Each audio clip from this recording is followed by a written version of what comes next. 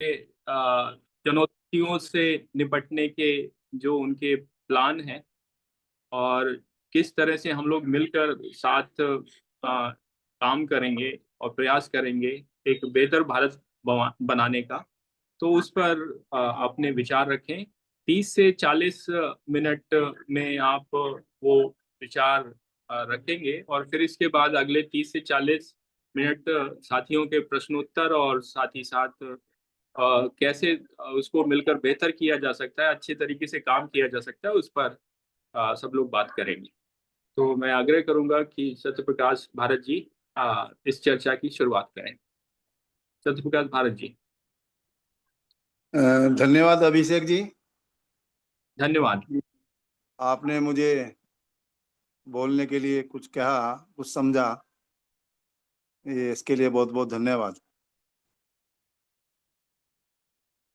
विषय है कि भारत का भविष्य या भारत को किस तरफ जा रहा है और भारत किस तरफ जा रहा है या भारत को किस तरफ ले जाना चाहिए, ये भी एक सवाल है। और मैं तो ये कहूँगा कि भारत कोई दिशा पकड़ता है तो दुनिया भी उससे प्रभावित हुए बिना रह नहीं सकती, क्योंकि दुनिया की नज़र भारत के ऊपर है। क्योंकि भारत की जो पृष्ठभूमि है, कुछ ऐसे काम हुए हैं जिससे कि दुनिया प्रेरणा पाती थी, पर अभी वो भारत शायद कहीं लुप्त हो गया। मुझे ऐसा लगता है कि पिछले 40 साल के अनुभव में कि अनेक मित्रों ने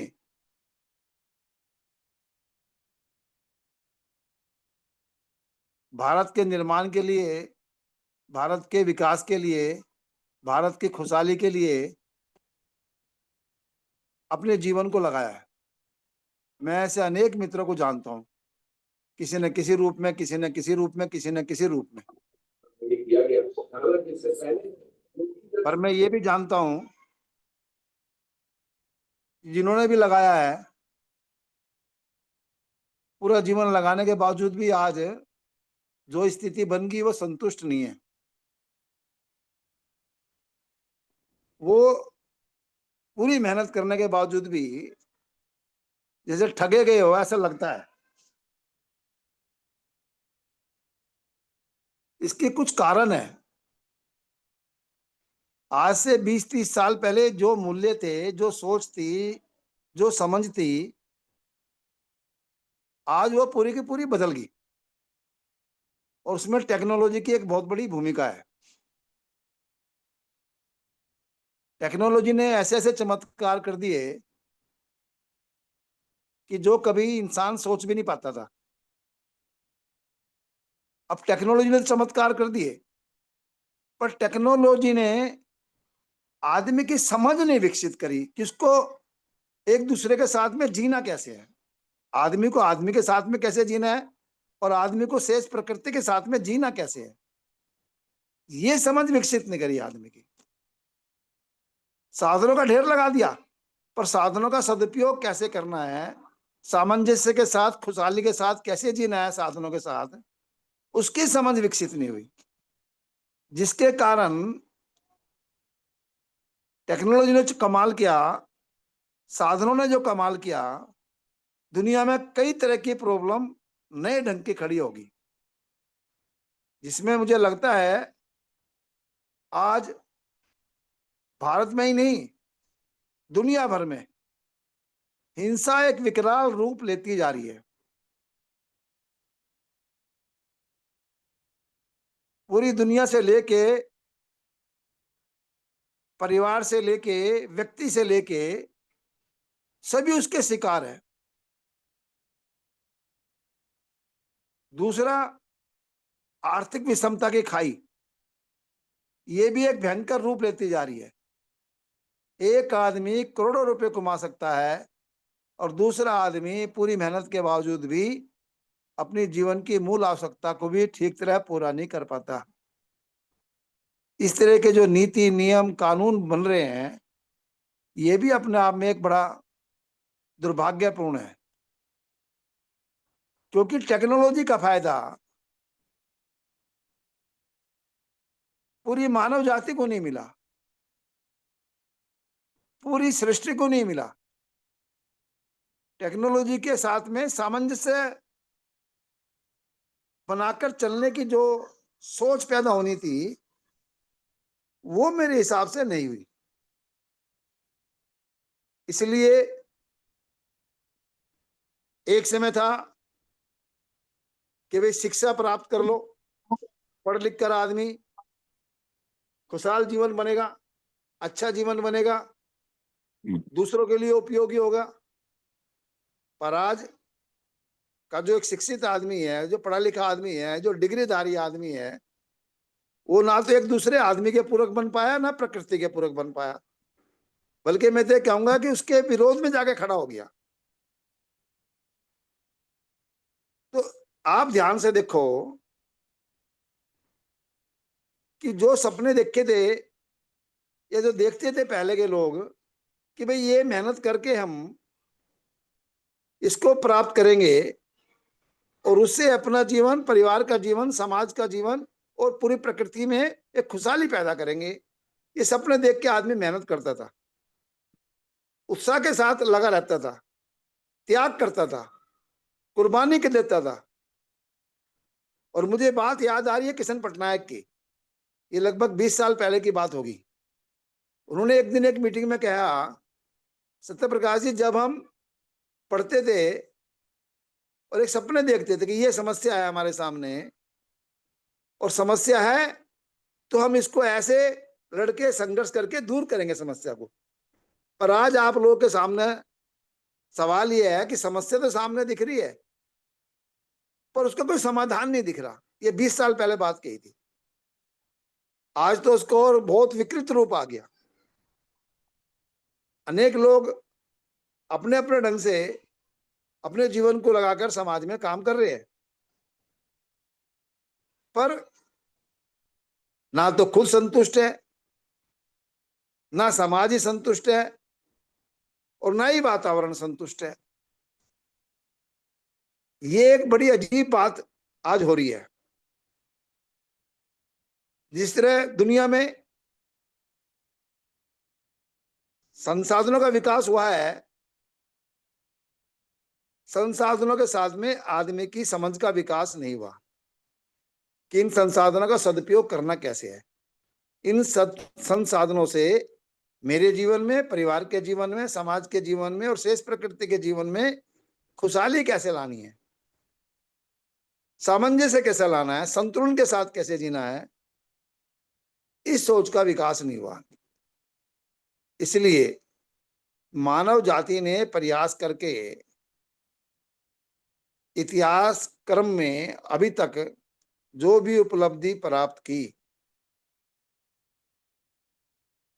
वो सारी उपलब्धियां आज हिंसा की तरफ जा रही है, हिंसा को बढ़ा रही है, तनाव को बढ़ा रही है।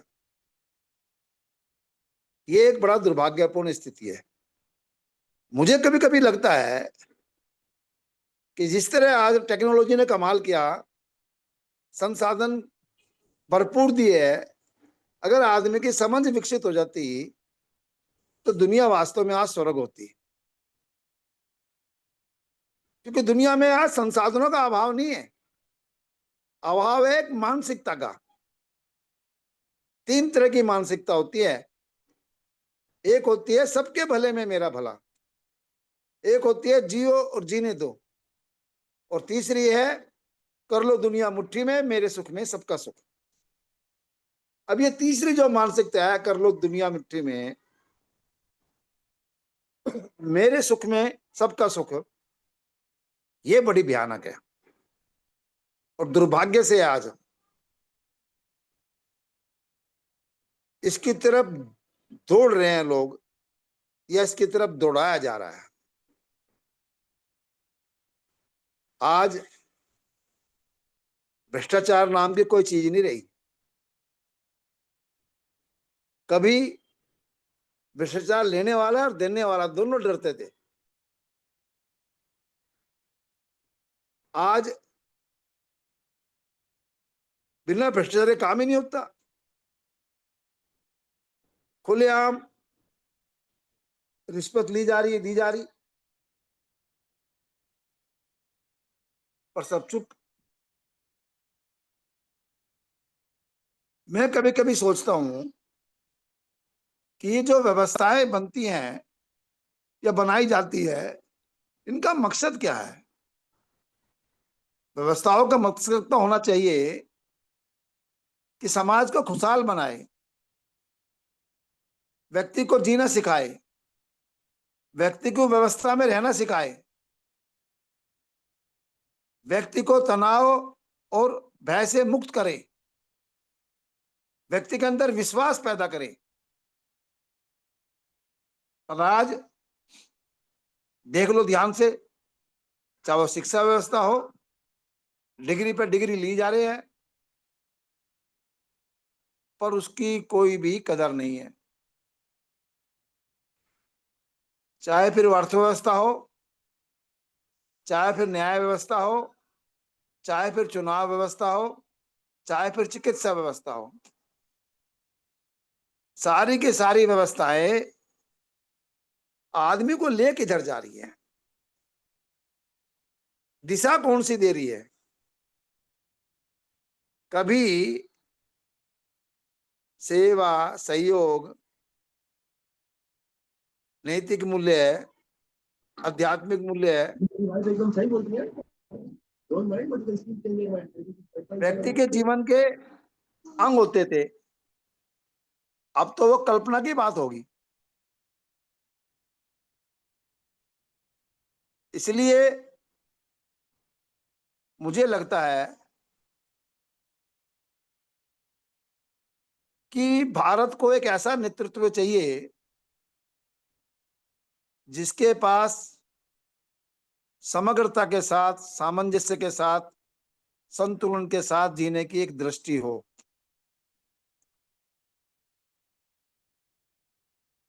जिसके पास जीवन जीने की एक दृष्टि हो, जिसके पास मानव जीवन का कोई लक्ष्य हो, जिसके पास व्यवस्थाओं का भी कोई लक्ष्य हो,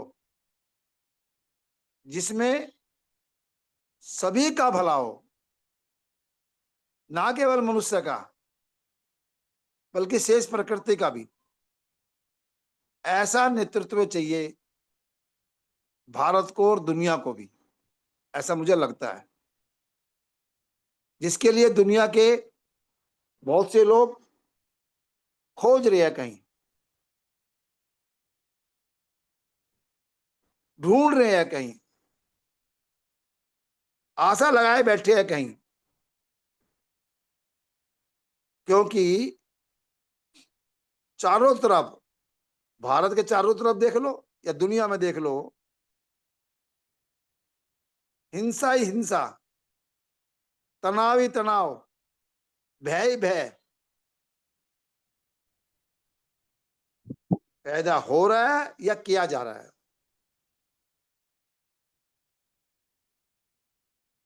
पैदा हो रहा है या किया जा रहा है, यह महत्वपूर्ण बात है। मैं अक्सर स्कूल कॉलेजों में जाता हूं, युवाओं से बात करता हूं, पूछता हूं उनसे, भैया आप पढ़ क्यों रहे हो? पढ़ने के पीछे मकसद क्या है? तकरीबन कहते हैं नौकरी के लिए। नौकरी मिल रही है क्या? कितने प्रतिशत को मिल रही है? अच्छा इंसान बनने के लिए। अच्छे इंसान का मतलब पता है क्या होता है?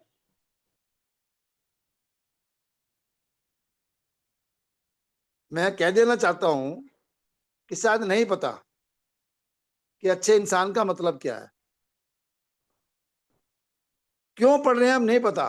एक नौकरी की आस में पढ़ रहे हैं, पर नौकरी भी कितनों को मिल रही, और जिनको मिल रही वो संतुष्ट है क्या?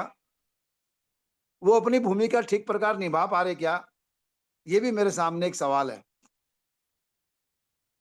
क्योंकि अगर वो भूमिका ठीक निभा पाते तो आज देश का प्रशासन के ऊपर जनता का विश्वास होता। अभी मेरे एक ऐसे मित्र हैं, विश्वेंद्र हिसार का है साथी, वो अभी एक ग्राम सचिव की पोस्ट पे लगा।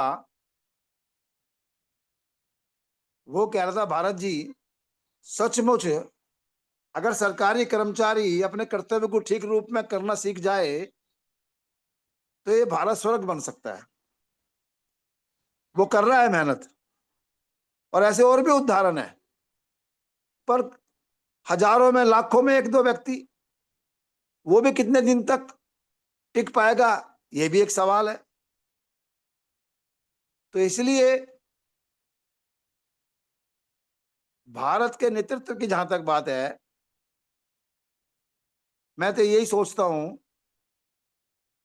कि आज एक ऐसे नेतृत्व की आवश्यकता है जिसके पास देश और दुनिया को बेहतर बनाने की समझ हो, सामंजस्य पूर्वक जीने की समझ हो, संतुलन के साथ जीने की समझ हो, जिसमें व्यक्ति, परिवार, समाज और शेष प्रकृति चारों के बीच में संतुलन हो, खुशहाली हो, जिसमें सबका भला हो, जिसमें सबकी खुशहाली हो। अभी जो नेतृत्व है वो मुट्ठी भर लोगों का भला तो कर पा रहा है, भला भी नहीं कहूंगा मैं उसको, उनके पास संसाधन तो दे पा रहा है, पर उसके चक्कर में करोड़ों लोग तनावपूर्ण जीवन जीने के लिए मजबूर होते जा रहे हैं। क्योंकि ये जो आर्थिक विषमता की खाई है, ये तनाव भरेगी समाज में, ये हिंसा बढ़ाएगी समाज में, ये हीन भावना भरेगी समाज में। तो ऐसे कोई कितनी भी मेहनत करके आगे बढ़ेगा भी, तो कुछ दिन के बाद जब उसके जीवन में तनाव आता है तो वो स्थिति ठीक नहीं है। मुझे नहीं मालूम आज कितने लोग तनाव मुक्त जीवन जी पा रहे हैं। और तनाव मुक्त जीवन में उनकी बात कर रहा हूं जो सफल लोग हैं, असफल की बात तो अलग है। सफल लोग भी जब तनाव मुक्त जीवन नहीं जी पाएंगे तो ये समझ लो नीतियों का दोष है, ये व्यवस्था का दोष है।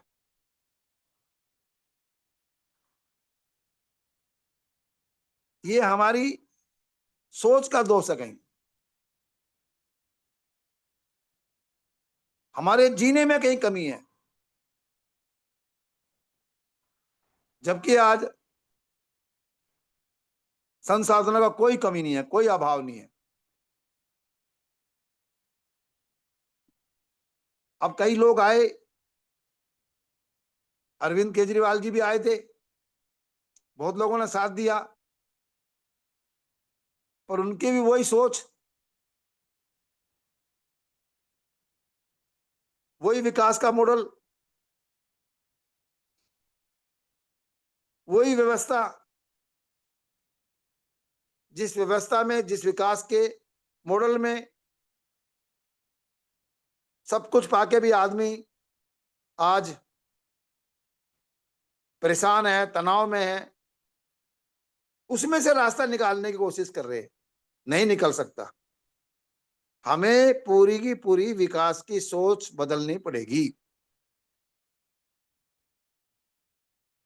ये होटलों में खाना, हॉस्पिटलों में जाना,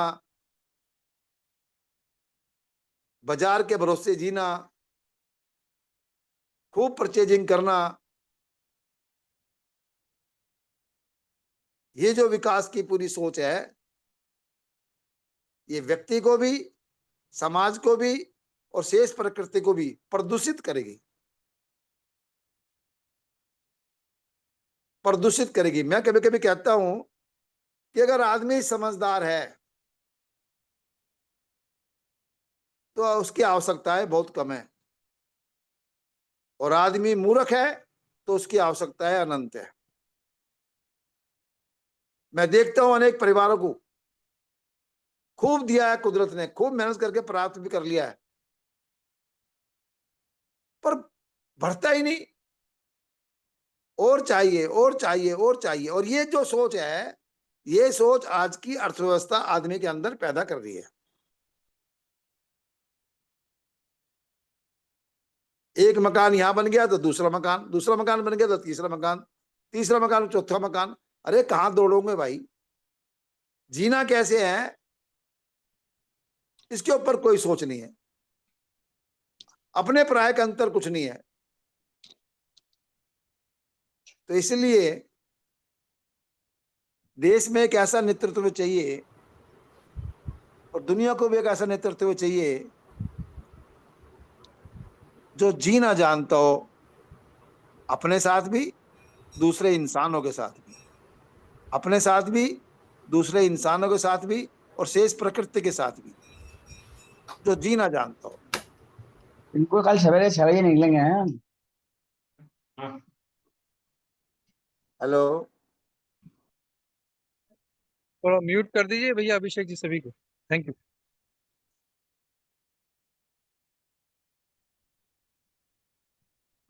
तो मुझे बस यही लगता है कि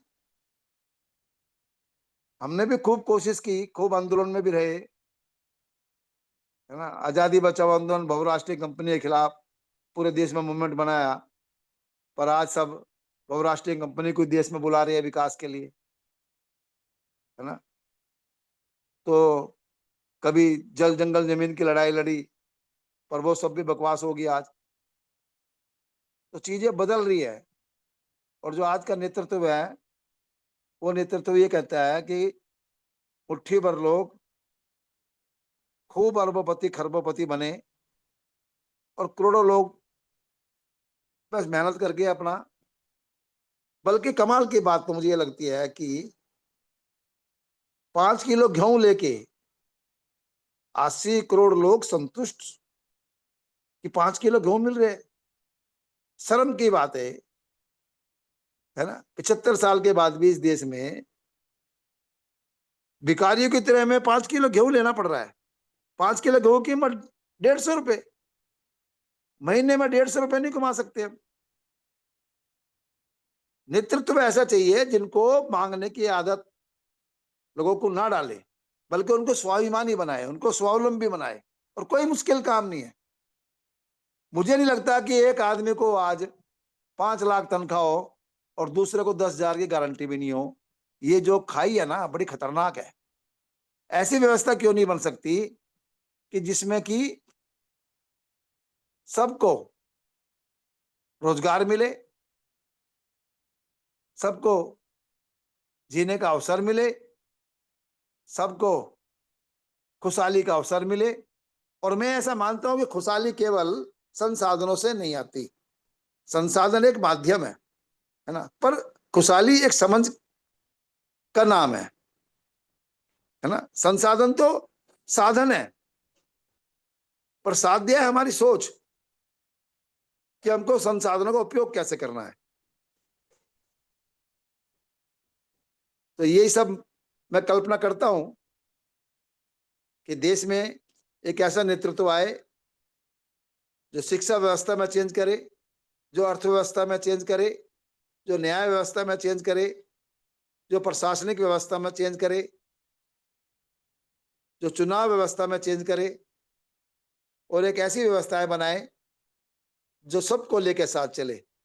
इसलिए हमारे शहीदों ने, महापुरुषों ने कहा भी था, आजाद भारत का मतलब है अंतिम व्यक्ति को जीवन की मूल आवश्यकता सम्मान के साथ प्राप्त होना। वो सपना अभी बहुत दूर चला गया। अंतिम व्यक्ति को सम्मान के साथ मूल आवश्यकता क्या मिलेगी? अब तो हवा पानी भी उससे छीनता जा रहा है। कभी कभी तो मुझे ऐसा लगता है पानी बिक रहा है इस देश में, और पानी का बिकना विकास मान रहे हैं। पानी खरीद के पीना अपने आप को विकसित मान रहे हैं। मुझे तो बड़ी शर्म लगती है कि पानी बिकता है इस देश में, जहां इस देश में दूध घी भी कभी कहते हैं कि फ्री मिलता था, कोई कीमत नहीं होती थी, पानी बिक रहा है। विकास का मतलब क्या होगा, इस पे हमें विचार करना चाहिए। हमारी शिक्षा व्यवस्था में शिक्षा किसे कहेंगे उस पर भी विचार करना चाहिए, न्याय व्यवस्था के ऊपर विचार करना चाहिए, अर्थव्यवस्था के ऊपर विचार करना चाहिए। जो मूल है, हमें एक ऐसी अर्थव्यवस्था चाहिए जिसमें कि सभी का भला हो, सभी की खुशहाली हो और सभी को जीवन की दिशा मिले, सभी को एक स्वावलंबन मिले, स्वाभिमान मिले, है ना। अभी वो अर्थव्यवस्था नहीं बन रही, डिग्री लेकर घूम रहे लोग बाग। ऐसी अर्थव्यवस्था क्यों नहीं बनती कि भाई 12वीं क्लास की, एमकॉम की, बीएससी की, जिस जैसी योग्यता उसके हिसाब से उसको काम दे दो। जरूरी है कि एक आदमी को 2 लाख 3 लाख तनख्वाह दो। अरे भाई ऐसी व्यवस्था बनाओ जिसमें कि सबको 20,000 25,000 50,000 तक तनख्वाह हो, है ना, बन सकती है, जिसमें सबको रोजगार मिले, सबका काम जल्दी जल्दी हो।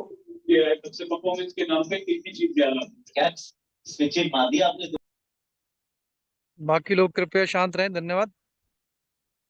जी भारत जी का प्लीज। हाँ, पता नहीं क्या कह रहे हैं बीच में। कई बार ना गलती से उनका माइक खुला रह जाता है, तो सभी से निवेदन है कृपया अपने माइक को शांत रखें, धन्यवाद। नहीं, भारत ठीक जी है, आप चालू रहे। तो बस मेरी तो ऐसी सोच है कि भाई आज ऐसा नेतृत्व की आवश्यकता है जो सबको साथ लेके चल सके, सबके बारे में सोच सके और सबका विकास कर सके। अब विकास का मतलब केवल भौतिक विकास नहीं है, आदमी की मानसिकता का विकास भी बहुत जरूरी है, जिसके ऊपर बिल्कुल भी ध्यान नहीं दिया गया। इसलिए सारी सफलता के बावजूद, सारी टेक्नोलॉजी, सारे आविष्कार, सारी मेहनत के बावजूद जिस मानव को खुशहाल बनना चाहिए था, वो मानव आज तनाव में है, हिंसा की तरफ है, भयभीत है ना। और ये और ज्यादा भयभीत होएगा अगर यही विकास का मॉडल रहा, यही विकास का सपना रहा, तो मुझे लग रहा और ज्यादा भयभीत रहेगा। जी वो ही पाएगा जिसने सामंजस्य पूर्वक, जिसने सबके भले में मेरा भला इस सोच के साथ अपने जीवन को धारण कर लिया। जी वही पाएगा, वही बच पाएगा, नहीं तो आदमी दौड़ता रहेगा और अंत में दौड़ता दौड़ता थक के कहीं नहीं पहुंचने का और राम नाम सत हो जाएगा, ऐसा मुझे लगता है। बाकी सवाल करेंगे आप तो मैं जो मेरी समझ है मैं उसका उत्तर दूंगा। जी जी धन्यवाद। धन्यवाद। धन्यवाद सत्य प्रकाश भारत जी। जैसा विदित है उनका नाम है सत्य, और जो प्रकाश की खोज में और पूरे भारत में भ्रमण किया है, सत्य प्रकाश भारत जी आज हमारे साथ है। और ये हमारा सौभाग्य है, पिछले करीब 40-45 वर्षों से पूरे भारत का एक एक जिले तो बढ़ते रहते हैं और छोटे छोटे भाग होते रहते हैं, लेकिन जितना मेरी जानकारी में लगभग हर जिला उन्होंने, चाहे वो पैदल हो, चाहे वो साइकिल से हो, मोटरसाइकिल से हो, किसी ना किसी रूप में उन्होंने घुमा है। किसी से किराया नहीं लेते हैं, खुद ही इसकी व्यवस्था करते हैं। खुद पहले एक बिजनेस चलाते थे अलमारी कंस्ट्रक्शन का नागलोई में ही, लेकिन वो उसे एक अपने भांजे को सौंप कर वो चल दिए यात्रा पे। पूरे भारत उनके दिमाग में कुछ इस तरह के प्रश्न आए एक रेल यात्रा के दौरान, उसका भी यदि वो वृतांत रखेंगे सबके सम्मुख तो बहुत सुंदर होगा। और जिस पुलिस अधिकारी से मिले थे जिन्होंने उनके मन को चुनौती दी थी, उनका नाम भी सत्य प्रकाश ही था। तो उन्होंने नाम को अपना अडॉप्ट किया। ये उनका जन्म से या जो माता पिता ने नाम दिया वो नहीं है, ये एक अडॉप्टेड नेम है। और बिल्कुल जैसे मैंने कहा कि मैं ये तो ये खैर सत्यापित कर सकता हूँ, यूनिवर्सिटी में हम लोग सत्यापित करते रहते हैं, ये सच में उनका सत्य और प्रकाश और भारत सही में सही नाम है। साथियों के मन में बहुत सारे प्रश्न होंगे टेक्नोलॉजी को लेके, मेरे मन में कुछ प्रश्न है मैं जरूर करूंगा। और जिस तरह की आपने एक चैलेंज रखा है कि आज के जो समाज में जिस प्रकार का विकास का पैटर्न है, खुशहाली की तरफ बढ़ सकता था मनुष्य, नहीं बढ़ पा रहा है, बेचैनी के साथ है, हर हर स्तर पे बेचैनी है। तो साथियों मन में आपके बहुत सारे प्रश्न आ रहे होंगे, एक एक करके यदि आप हाथ उठाएंगे, प्रश्न रखेंगे या डायरेक्ट अपने आप को अनम्यूट करके, बाकी लोग म्यूट रखेंगे, कोई भी साथी एक, और किसी परमिशन की आवश्यकता नहीं है, तुरंत प्रश्न करें जिससे समय का सदुपयोग हो। बहुत बहुत धन्यवाद भारत जी, साथियों का स्वागत है, थैंक यू। यदि प्रश्न नहीं है तो अपने आप को म्यूट कर लें, बाकी साथी एक एक करके प्रश्न करें, धन्यवाद। हाँ, मैं अमल बोल रहा हूँ। मैं सत्यप्रकाश जी की बात से बिल्कुल सहमत हूँ। और आई थिंक हमें पॉलिटिकली कुछ कुछ किसी को ढूंढना चाहिए, या वो नेतृत्व की जो बात करें वो ढूंढनी चाहिए और उनको पूरा सपोर्ट देना चाहिए। आई थिंक उसी तरह कुछ मिलेगा। वो जो कह रहे हैं, जो लोग सक्षम हैं, समझदार हैं, ऐसा नेतृत्व हम अपने बीच में से ढूंढें, या जहाँ पर भी हमें लगता है सही है ढूंढें और उनको सपोर्ट करें। आई थिंक सबको एकजुट होना is the most important thing. सब मिलें और एक एक किसी नेतृत्व को सपोर्ट करें। Thank you. जी अमल भाई बहुत बहुत धन्यवाद। और नेतृत्व ढूंढने के क्रम में एक जरूरी होता है कि हम एक दूसरे का चेहरा पहचान पाए, तो यदि बोलते हुए यदि आप अपना वीडियो ऑन रख सकते हैं तो आपका काफी आभार अभी से व्यक्त कर रहे हैं। धन्यवाद। So thank you Amal. और and if you have a question too, you are welcome. और दूसरे साथियों के भी प्रश्न या उनके कमेंट आमंत्रित हैं साथियों, एक एक करके प्लीज अनम्यूट करें, अपनी बात रखें। धन्यवाद। नमस्कार सभी सम्माननीय साथियों को। मैं टीकमगढ़ से आपका महेंद्र द्विवेदी, टीकमगढ़ मध्य प्रदेश से। जी बोलिए। प्रणाम। प्रणाम। चूंकि लंबे समय से टीकमगढ़ की कार्यशाला टल रही है और जो टीकमगढ़ की कार्यशाला है उसका लगातार आदरणीय, जिन्हें हम देश का दूसरा गांधी कहते हैं सम्मान से, हमारे आदरणीय सत्यप्रकाश जी भाई साहब, मैं उनसे निवेदन करता हूं कि जल्द से जल्द हमारे टीकमगढ़ की कार्यशाला की घोषणा करें, जिससे कि हमें आप सभी लोगों को बुलाने का अवसर मिले और आप सभी लोगों के विचारों को हम एक फाइल कंप्लीट करा के उसका प्रिंट आउट निकाल के भारत सरकार के, देश के प्रधानमंत्री और राष्ट्रपति को भेजें। इसके लिए लगातार हम प्रयास कर रहे हैं और उसका जो महत्वपूर्ण विषय है कि भारत जो हमारा है वह खुशहाल कैसे हो, भारत का सर्वांगीण विकास कैसे संभव हो, इस पर ही कार्यशाला करनी है, जिसमें आदरणीय श्री सत्यप्रकाश भाई साहब बार बार कहते हैं कि हमारी शिक्षा नीति कैसी हो, कानून व्यवस्था की जो नीति कैसी हो, स्वास्थ्य नीति कैसी हो, शिक्षा नीति जैसे तमाम नीतियां कैसी हो, इन पर हम एक विस्तृत गहन चर्चा करें। कम से कम 3 दिन की कार्यशाला हो, इससे कम किस समय में चूंकि हम तैयारी नहीं कर पाएंगे, तो कम से कम 3 दिन के लिए हमें समय चाहिए कि 3 दिन की कार्यशाला की सबसे पहले स्वीकृति आप लोगों के द्वारा प्राप्त हो, उसके बाद किन किन को आमंत्रित करना है, कैसे करना है और डेट है वो फाइनल हो जाए, जिससे हम पूरी तैयारी आप सब लोगों के सहयोग से कर सकें। और जो हमारा एक छोटा सा आप सभी लोगों के सहयोग से संगठन चल रहा है प्रकृति सेवा संस्थान, उसके माध्यम से हम आप सभी लोगों को टीकमगढ़ की पावन धरती पर आमंत्रित करना चाहते हैं। तो इसके लिए हम आपसे बात भी करेंगे और आप सभी का समय भी लेंगे जल्द से जल्द। जी जी महेंद्र भाई बहुत बहुत धन्यवाद। मैं ये समझ रहा हूँ कि आप सत्यप्रकाश भारत जी की बात से प्रेरित होकर चाहते हैं कि उनका ये जो प्रवचन है, उनके जो वचन है, उनका जो संदेश है, वो टीकमगढ़ और मध्य प्रदेश के और बुंदेलखंड के आसपास के जो साथी हैं उन तक पहुंचे। बहुत बहुत धन्यवाद, आपने इंटरेस्ट से ये बात कही। और तो यहाँ पर जो निचोड़ निकले उसको हम भारत सरकार सहित देश की जो अन्य महत्वपूर्ण राजनीतिक दल हैं उनके पास भी हम अपना प्रस्ताव बना के भेजेंगे कि हम ऐसा भारत चाहते हैं, ऐसा हम सर्वांगीण विकास अपने भारत का चाहते हैं। धन्यवाद। बहुत बढ़िया, आपने प्रेरित होकर और स्वयं की प्रेरणा से सुंदर बातें कही हैं। इसको भगवान जल्दी इम्प्लीमेंट करे। और साथियों के प्रश्न तुरंत आमंत्रित हैं, एक एक करके कृपया बात कहें। राजीव भाई, राजीव भारत जी। हाँ, जी जय हिंद साथियों। हाँ, जय हिंद साथियों।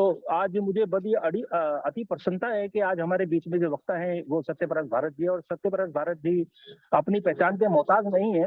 उन्होंने संगठन देके संगठन बनाए हैं और संगठनों में संगठन घातियों को भी देखा है। और जैसा कि उनके साथ में एक कार्य चलाता है, जिस प्रकार से पर्यावरण को लेकर उन्होंने कहा, तो आप सभी के संज्ञान में इस बात को रखना हम चाहते हैं कि सत्यप्रकाश जी के मार्गदर्शन में हम प्रत्येक 3 महीने में दिल्ली में एक यात्रा निकालते थे, राष्ट्रपति से राष्ट्रपिता से राष्ट्रपति तक, जो पर्यावरण को लेकर रहती थी, जलवायु को लेकर रहती थी। और हम चुनौती देते आ रहे थे कि आने वाला जो समय है वो गैस चैम्बर के रूप में भारत देश में बनने जा रहा है।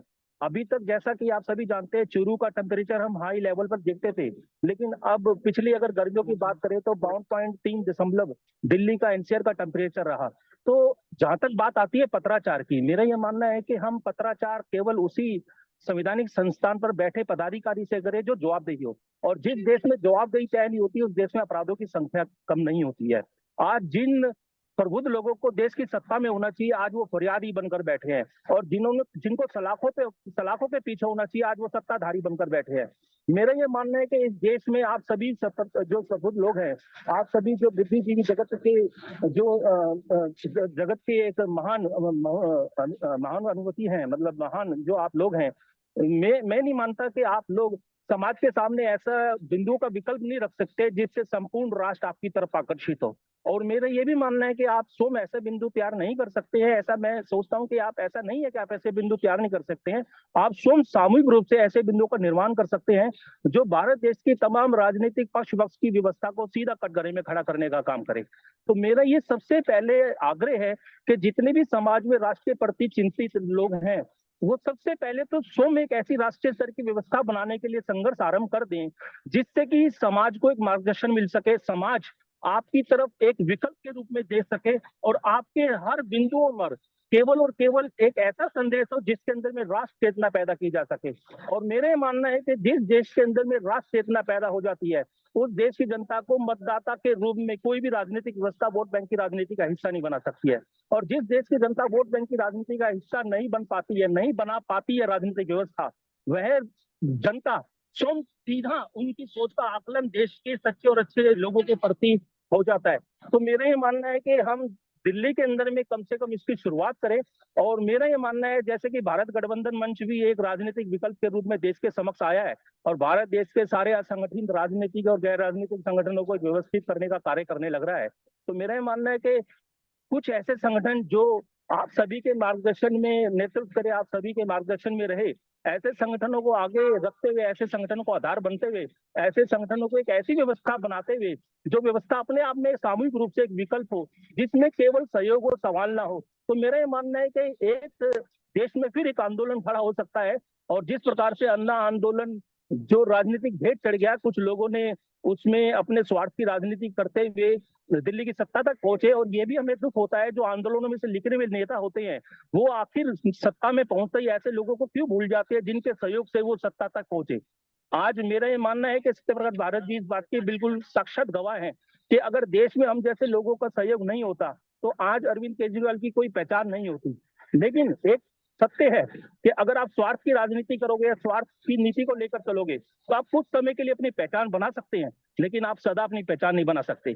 सिर्फ मेरा एक अंत में एक ही संदेश है, स्वार्थी लोग देश के समक्ष आ चुके हैं, निस्वार्थी लोगों का देश के समक्ष आना बाकी है। और जितने भी अब इस समय जो हम संघर्ष कर रहे हैं, अगर हमने सामूहिक रूप से एक विकल्प राष्ट्र के समक्ष नहीं रखा तो मेरा यह मानना है कि आने वाली पीढ़ी इस देश को विकल्प नहीं दे सकती। और साथ के साथ में एक और आपसे आह्वान करना चाहता हूं, जैसा कि आप मुझे ड्राइवर की वेशभूषा में देख रहे हैं, हम खुली चुनौती देते हुए देश की राजनीतिक व्यवस्था को खुला हम चुनौती दे चुके हैं कि 1 अगस्त से 15 अगस्त तक हम संपूर्ण भारत में स्टीयरिंग छोड़ो आंदोलन करने जा रहे हैं, जिसमें हम भारत देश में जो भारत देश की अर्थव्यवस्था को चलाने के लिए रीढ़ की हड्डी के समान है, भारत देश की जो चालक वाहन कौम है, वो संपूर्ण भारत में 1 अगस्त से 15 अगस्त तक चक्का जाम करने जा रही है, स्टीयरिंग छोड़ो अहिंसक रूप देते हुए एक आंदोलन करने जा रही है जिसका आगाज रामलीला मैदान से होगा। और मेरा जिसमें जो भी इसमें सहयोगी की भूमिका है, इसमें मैं कर्मठ भूमिका निभा रहा हूँ। और अगर हमारी ये व्यवस्था मजबूत बनती है तो मेरा ये मानना है कि रामलीला मैदान से जो आप लोगों को एक बल मिलेगा, एक ताकत मिलेगी, अगर भारत देश की ड्राइवर कौम आपके सपोर्ट में, आपके समर्थन में, आपके सहयोग में खड़ी होगी तो मेरा मानना है बहुत बड़ा आंदोलन इस देश में देखा जा सकता है।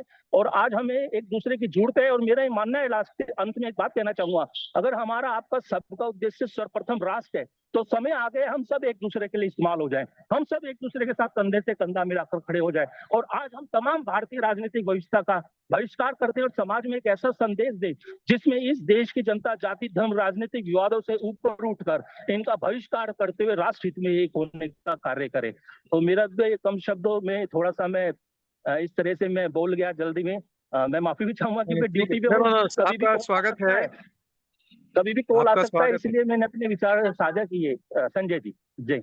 ना बहुत बहुत बहुत बढ़िया राजीव भाई, बहुत बहुत धन्यवाद। आप भी भारत हैं और आप भी पूरे भारत के साथ अंत दिल से मिले हुए हैं और आपने अपनी बात को स्वतंत्र रूप में कहा, बहुत बहुत धन्यवाद। बीच में जब भी सत्यप्रकाश भारत जी, दूसरे भारत जी हमारे साथ अपनी बात कहना चाहें उनका भी स्वागत रहेगा। और साथियों को बताना चाहूंगा कि राजीव भारत जी जी साहब जी सर, हाँ जी बोलिए बोलिए बोलिए, रखिए बात। मैंने जो बात रखी उसके ऊपर मित्रों के सवाल आए तो ज्यादा अच्छा रहेगा। हाँ, हाँ, मैं ये सोच रहा था वो शायद आपसे उत्साहित होके उनकी नेतृत्व क्षमता निखर के आ रही है, तो वो अपनी बात को व्यक्त भी करना चाह रहे हैं, जिसका स्वागत है। पर प्रश्न उत्तर का भी और बहुत स्वागत रहेगा। मैं फिर ज़रूर मेरा चिंतन जा रहा था, पर हमने कहा नहीं, ये अपनी बेसिकली फ्रीडम टू एक्सप्रेस, अपनी बात कहने का अधिकार, और सच में वो आपसे प्रेरित हो रहे हैं। जैसे मैं बताया था, राजीव जी बहुत सारे ड्राइवर भाई बहनों के बीच में काम कर रहे हैं, उसे अलग दिन उनसे हम लोग उनका चैप्टर रखेंगे। और साथियों की तरफ से प्रश्न आमंत्रित हैं, कमेंट भी और प्रश्न भी साथ साथ। धन्यवाद। क्या जिशान साहब, आप शायद कुछ कह रहे जी हैं? जिशान खान साहब, नमस्कार आप स्वागत। सबको और विशेष रूप से सत्यप्रकाश भारत सर को मेरा नमस्कार। आपके नमस्कार। वक्तव्य को हमने सुना और पहली बार आपको सुनने का अवसर मिला और बहुत प्रेरणा मिली मुझे। आपका हर शब्द प्रेरित करता रहा मुझे। और आज की इस विषय में कि भारत के पेश आने वाली चुनौतियां और उसके उपाय पे आपके पूरे वक्तव्य को सुनने के बाद और जो चुनौतियां हैं उनको देखने के बाद एक सवाल मेरे दिमाग में आ रहा है कि भारत का जो लोकतांत्रिक सिस्टम है, जमहूरी निज़ाम है, क्या उसके परिवेश में अगर हम देखें, क्या मुमकिन है कि कोई ऐसा नेतृत्व से मतलब सीधा एक व्यक्ति आ रहा, क्या कोई ऐसा नेतृत्व हो सकता है जो इन सब पे लगाम लगा के सारी चुनौतियों को खत्म कर दे? क्योंकि होता यह है कि किसी भी पार्टी का चीफ भी अपने छोटे से छोटे किसी कार्यकर्ता के खिलाफ एक्शन लेते हुए झिझकता है, क्योंकि ओवरऑल सब कुछ वोट बैंक की राजनीति है। वो वोट बैंक चाहे वो उसकी जाति हो, चाहे वो उसका कुछ कैटेगरी हो, चाहे वो उसके मानने वाले हों या उसकी पार्टी का कोई मेंबर जो जनधार वाला हो, फिर आखिर कंट्रोल कैसे किया जा सकता है? नेतृत्व तो कैसे चुनौतियों से उपा पाएगा? क्या जमहूरी निजाम रखते हुए ये मुमकिन है भारत में? जी, सत्य भारत जी, ये हाँ। आपको निमंत्रण उत्तर देने का। उससे पहले एक बात मैं अनाउंस करना चाह रहा हूँ, सभी साथियों से निवेदन है कि कृपया अपने phone number, contact details, email इत्यादि यदि आप चैट बॉक्स में डालेंगे तो बड़ी कृपा होगी, जिससे भविष्य में संपर्क करने में सुविधा होगी। धन्यवाद। सत्यप्रकाश भारत जी, प्रश्न आपकी ओर। जी जी जी जी, गंभीर सवाल है। पहली बात तो क्या है कि जो वर्तमान का लोकतंत्र है वो पूरा धन तंत्र में बदल चुका है। मेरी समझ ऐसी है, लोकतंत्र नाम की चीज अब रही नहीं इस देश में। पहली बात तो ये है। अब जहां तक रहा है कि पर लोकतंत्र से अच्छी व्यवस्था भी कोई नहीं होती। पर मेरा अपना ऐसा मानना है कि जब कोई व्यक्तित्व उठेगा, व्यक्तित्व सामने आएगा, तो वो इस लोकतंत्र में ही एक सही दिशा बनाएगा, है ना। उसका छोटा सा उदाहरण अरविंद केजरीवाल है भी, है ना। लोगों ने तो साथ दिया ना। तो जब व्यक्ति उठेगा, पर अब व्यक्ति के साथ में एक टीम चाहिए, टीम, व्यक्ति नहीं, टीम चाहिए, जिसमें कि मैं कहता हूँ कम से कम देश में 100 लोग ऐसे हो। मुझे जिनेंद्र कुमार जैन जी ने 86 में एक बात कही थी कि सत्य प्रकाश जी, इस देश को जरूरत है राष्ट्र पुरुष की, राज पुरुष की नहीं, राष्ट्र पुरुष की, है ना। तो 100 लोग ऐसे चाहिए इस देश में कि जो डायरेक्ट सत्ता में नहीं आएंगे, है ना, पर सत्ता में जो जाएगा उसके ऊपर कंट्रोल रखेंगे कि वो सोच सत्ता में जाएगी। जो लोग सत्ता में भेजेंगे वो सोच के साथ जाएंगे, और अगर वो उसके अनुसार काम नहीं करते तो वो 100 लोग वो होंगे, वो उनको जब मर्जी वापस खींच सकते हैं, है ना। तो राष्ट्र पुरुष की भूमिका बड़ी महत्वपूर्ण है। और मुझे लगता है कि अगर इसका एक प्रयास किया जाए तो देश में, देश की जनता तो बहुत अच्छी है, वो इंतजार कर रही है कि इस तरह के लोग खड़े तो हो, उठे तो सही, है ना। तो लोकतंत्र भी सही दिशा पा जाएगा और बहुत कुछ बदलेगा। ऐसा नहीं है, जनता तैयार है, पर हम क्या है, हम कहीं कम पड़ रहे हैं। हमारे जीवन में वो मूल्य नहीं रहते, वो सोच नहीं बन पाई कि किस तरह की दुनिया, किस तरह का देश हमको बनाना है। मैं इस बार बार बार मीटिंग करता भी रहता हूँ कि भाई समझ तो बनाए ना कि हमको दुनिया और देश बनाना कैसे है, कैसा नेतृत्व चाहिए हमें, नेतृत्व का गुण क्या होगा, है ना।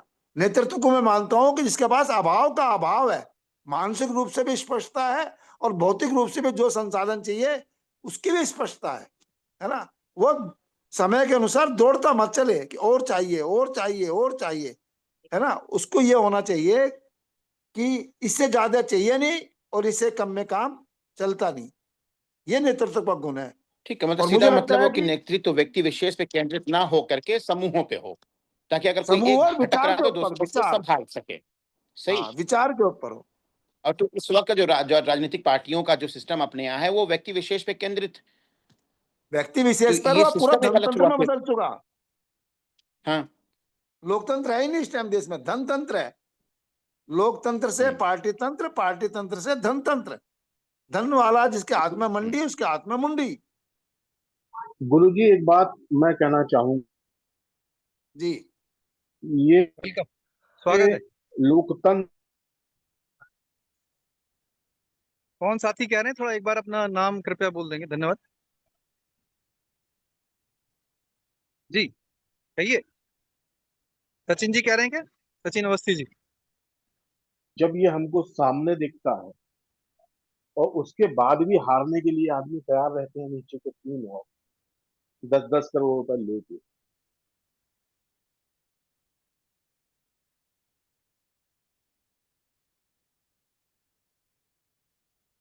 साथी आपकी आवाज नहीं आ रही है, कम से कम मुझे तो नहीं आ रही है। थोड़ा सा देखिए, यदि पोजीशन चेंज करके आप बोलें तो। धन्यवाद। आपकी आवाज नहीं आ रही भैया। क्या सवाल है, मैं भी सुनना चाह रहा हूँ। हाँ जी, जगह परिवर्तित करके अपनी बात को दोबारा कहें, कट गई बात। अच्छा कटिए, मैं ये कह रहा हूँ सर कि हमारे यहाँ का विधायक जो चुनाव लड़ता है वो 10 करोड़ खर्च करता है, उसकी तनख्वाह 1 करोड़ भी नहीं होती 5 साल। ऐसे ही सांसद की स्थिति है। इसके बाद उसी चुनाव में 3 ऐसे लोग और खड़े होते हैं जो 10-10 करोड़ रुपए लगा के 1 करोड़ की तनख्वाह पैदा पाना चाहते हैं। तो ये तो पहले दिन सिद्ध है कि जो पैसा लगाया गया है वो तनख्वाह के लिए नहीं लगाया गया। और ये बात जब पहले दिन सिद्ध है तो आप किसी को भी बिठाओगे होगा तो वही, क्योंकि इसी पैसे के की रिकवरी के लिए अधिकारी लगते हैं, इसी पैसे के रिकवरी के लिए दूसरे लोग लगते हैं। और जब सब लगते हैं और थोड़ा किसी को ज्यादा मिल जाता है तो बुरा क्या है। विषय ये है भाई साहब की मूल समस्या जो है वो ये है कि चुनाव लड़ने का जो खर्चा है, जो फंड है, जो कलेक्शन है, उसकी व्यवस्था ठीक होनी चाहिए सबसे पहले। इसके बाद ऐसे आदमी ढूंढे जा सकते हैं कि जो निस्वार्थ काम कर रहे, संभावनाएं कम है। हमारे यहाँ इस तरह के कामों के लिए एक पूरी जाति थी ब्राह्मणों की, जो निरामिष रहते थे, उत्तेजक भोजन नहीं करते थे, भीख मांग के खाते थे, कुटिया में रहते थे, ऐसी किसी जगह नहीं जाते थे जहां जाने के बाद उनका मनोभाव बदल जाए, जिस चीज के लिए वो ट्रेंड है वो काम ना करते। पूरी एक व्यवस्था थी।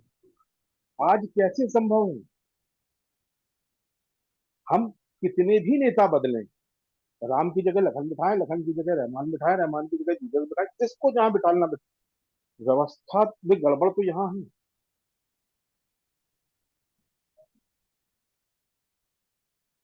और अगर लाभ नहीं होगा तो चुनाव लड़ने के लिए 547 लोग खोज ना पाओगे जब आदमी को ये लग जाए कि भैया 10 करोड़ कमाई खत्म।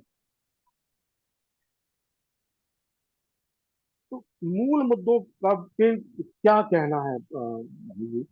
क्या हमको इस पे ध्यान नहीं देना चाहिए कि जो चुनाव की व्यवस्था है वही गड़बड़ है, उसी में आमूलचूल चुनाव सुधार की जरूरत है।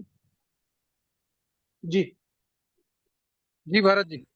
नहीं, मेरा उसमें मानना है कि देखिए, जब हम टुकड़ों टुकड़ों में चीजों को देखते हैं तो हम निराश होते हैं और हाथ भी कुछ नहीं लगेगा। हमें समग्रता में चीजों को देखना पड़ेगा। चुनाव व्यवस्था एक अंग है, न्याय व्यवस्था है, अर्थव्यवस्था है, शिक्षा व्यवस्था है, चिकित्सा व्यवस्था है ना, और बहुत सारे चीजें हैं। तो हम एक चीज को लेके नहीं, ये पूरा समग्र व्यवस्था को देख के जब हम व्यवस्था की तरफ सोचेंगे तो हम कुछ परिणाम दे पाएंगे। नहीं तो क्या एक चीज के पीछे हम लग लिए कि भाई ये ठीक होना चाहिए, तो दूसरी चीज तो बिगाड़ रही है सब कुछ। इसलिए मैंने कहा भी है पहले कि पूरा आज लोकतंत्र धनतंत्र में बदल चुका। जो आप 10 करोड़ की 5 करोड़ की बात कर रहे हो, है ना, वो पार्टी तंत्र से होता हुआ धनतंत्र में बदल चुका। तो जो नया नेतृत्व आएगा वो इन सब चीजों को मिटाता हुआ चला जाएगा। कोई बड़ी बात नहीं है। पर ऐसे लोग खड़े तो हो ना समाज में, जो बिल्कुल संकल्प के साथ कि मुझे ये जीवन जीना है, ये विकास का मॉडल देना है, ये विकास का मॉडल मुझे चाहिए और मैं पूरे देश को ये विकास का मॉडल दूंगा, है ना। वो सोच तो सामने रखो ना, मेरी अर्थव्यवस्था ये होगी, मेरी शिक्षा व्यवस्था ये होगी, मेरी चुनाव व्यवस्था ये होगी, मेरी चिकित्सा व्यवस्था ये होगी, जिसके पास समग्र सोच होगी। ऐसा एक ग्रुप खड़ा तो हो ना। और मुझे लगता है कि देश की जनता सचमुच, जिस दिन वो ग्रुप खड़ा हो गया, देश की जनता तैयार है, देश की जनता ढूंढ रही है कि कोई तो सामने आए ना एक बार। और कोई मुश्किल नहीं है, जब एक बार आएगा तो मुझे इतना विश्वास है इस देश के ऊपर कि जब कोई ऐसा नेतृत्व उठेगा तो जितने भी जो पैसे वाले और वो जो दिख रहे ना, ये सब अपना पता नहीं कहाँ गायब हो जाएंगे, कुछ नहीं पता। पर एक बार विश्वास से खड़ा होना पड़ेगा, ऐसा मुझे लगता है। जी संजय जी। हाँ जी, हाँ जी, जी धन्यवाद भारत जी, आपका सुंदर उत्तर। और उसके बाद और भी साथी एक एक करके कृपया अपने आप को म्यूट करें, अपनी बात रखें और प्रश्न करें। धन्यवाद, एक एक जी करके। Thank you. सभी मित्रों को नमस्कार, सादर प्रणाम सत्य प्रकाश भारत जी को। इस मीटिंग में जितने भी साथी उपस्थित हैं, सबने प्रेरक वक्तव्य सुना है सत्य प्रकाश जी का, और सब लोगों ने जो समझा है चुनौतियों के बारे में और उसके कारणों के बारे में, उसी अनुसार प्रश्न किया है। और मैं जहां तक समझ पाया हूं, तो मेरा भी सत्य प्रकाश जी से एक प्रश्न है। बहुत ही जितनी राष्ट्रीय चुनौतियां हैं, उसकी सही पहचान की है सत्य प्रकाश जी ने। और चुनौतियों में जो समस्या है, किस कारण ये चुनौतियां हुई हैं, उसको भी इन्होंने बताया। अब मेरा सवाल उसके आगे शुरू होता है। सत्य प्रकाश जी ने कहा है कि संसाधनों का अभाव नहीं है, मानसिकता का अभाव है। और केवल मानसिकता के अभाव को दूर कर देने पर जितनी भी चुनौतियां हैं, जो टुकड़ों टुकड़ों में आ रही हैं और सभी लोग प्रश्न कर रहे हैं, शिक्षा व्यवस्था, न्याय व्यवस्था, लोकतांत्रिक व्यवस्था, चुनाव व्यवस्था, अर्थव्यवस्था, सामाजिक व्यवस्था और राजनीतिक व्यवस्था, जितनी भी चुनौतियां हैं, तो इस सब में कहीं न कहीं मानसिक अभाव, मानसिकता का अभाव ही कारण दिखाई दे रहा है।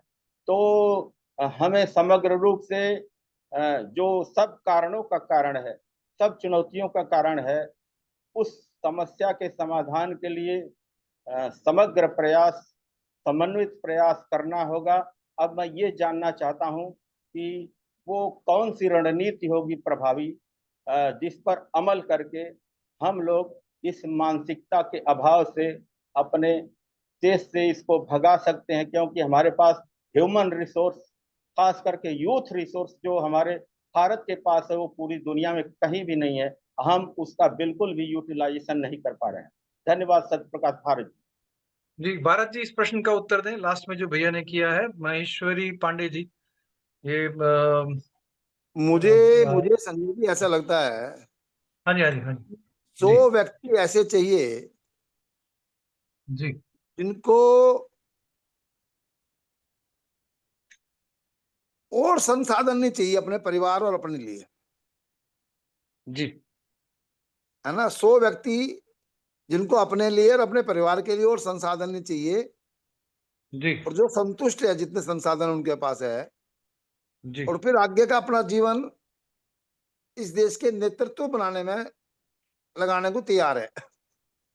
जी क्योंकि देश में जा जाके 100 व्यक्ति बहुत बड़ा काम कर सकते हैं।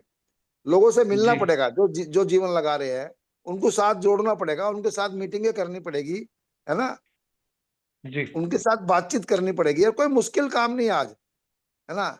1-2 यात्रा जी निकालनी पड़ेगी देश की, तो ढूंढना पड़ेगा। नेतृत्व है इस देश में, गली गली में, गांव गांव में, है ना।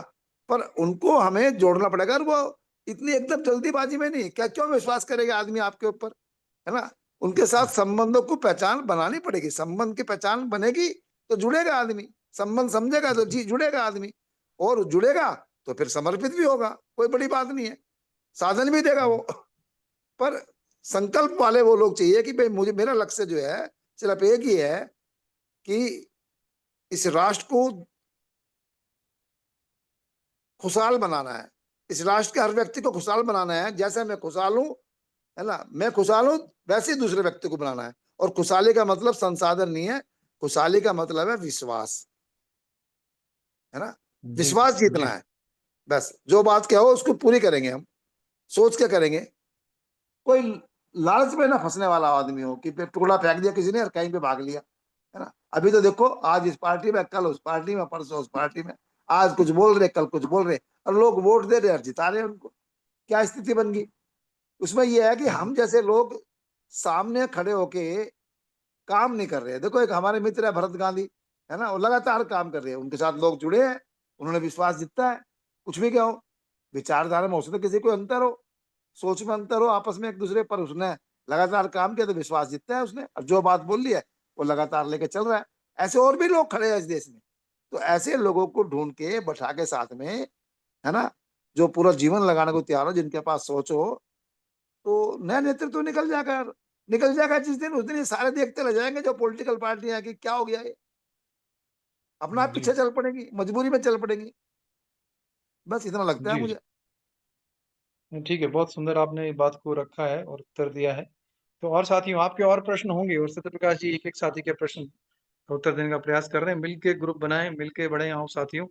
और उनका कहना है कि यदि 100 साथी इस तरह से भारत में एकत्रित हो जाएंगे तो निश्चय ही एक बड़ी रिवॉल्यूशन की तरफ हम लोग बढ़ेंगे। और साथियों के प्रश्न आमंत्रित हैं, कमेंट्स एंड प्रश्न आमंत्रित हैं। धन्यवाद। एक एक करके अनम्यूट करें, अपनी बात करें। धन्यवाद, थैंक यू। हेलो। जी जी, हाँ, अपना आप जब बोलें तो नाम जी कृपया एक गोपाल बार जी बोल नमस्कार। देंगे और वीडियो ऑन कर लेंगे। धन्यवाद। जी हेलो। जी साथी, हाँ बोलिए भाई गोपाल साहब। जी नमस्कार, फोटो नहीं आ रही आपकी। फोटो में ही दम है। वीडियो ऑन करें कृपया, पता तो चलेगा। हाँ, ये है ना, सबके सामने आना पड़ेगा खुल के। जी गोपाल जी, हाँ, कहिए अपनी बात। धन्यवाद। आप तो इस विषय पे पुस्तक भी लिख रहे हैं। हाँ, यही मैं कहना चाह रहा हूँ कि सत्य प्रकाश जी ने जो आज जी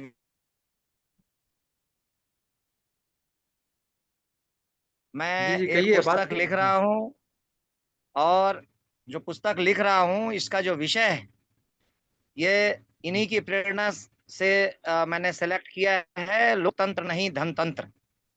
और इस धनतंत्र, लोकतंत्र नहीं धनतंत्र जो शीर्षक है, उसमें ये सारी बातें समाहित होंगी जिसकी चर्चा आज हो रही है। हम अगर बात लोकतंत्र की करते हैं तो सबसे पहले बात तो बचपन में जो हमने पढ़ा था लोकतंत्र की परिभाषा, कि जनता का, जनता के लिए, जनता द्वारा जो शासन चलाया जाता है उसी को लोकतंत्र कहते हैं। लेकिन वास्तव में अगर हम देखें तो क्या ऐसा हो रहा है?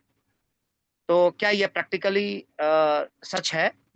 जब मैंने इसको देखा तो मुझे लगा कि राजनीतिक दलों ने वर्तमान में जो राजनीतिक दल हैं, प्रमुख राजनीतिक जो दल हैं, जिनको हम बड़ा दल कहते हैं और राष्ट्रीय दल कहते हैं, उन्होंने ऑक्टोपस की तरह से हमारे लोकतंत्र को जकड़ लिया है।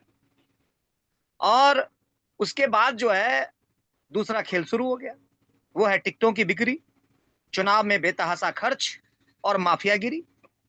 तो इस तरह से भ्रष्ट पॉलिटिशियन, भ्रष्ट ब्यूरोक्रेट्स, भ्रष्ट राजनेता और ये जो भ्रष्ट मीडिया तंत्र, और इसके साथ साथ जो है माफिया, ये सारे का इन्वॉल्वमेंट मिल करके एक नए नेक्सस का निर्माण किया है।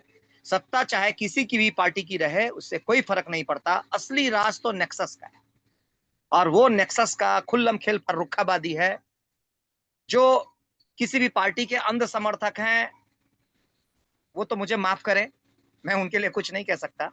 लेकिन अगर मैं एक स्वतंत्र सोच रखता हूं तो डंके की चोट पर मैं यह बोल सकता हूं कि ऐसा कोई राजनीतिक पार्टी नहीं है जिसमें कालिख नहीं लगी हुई है।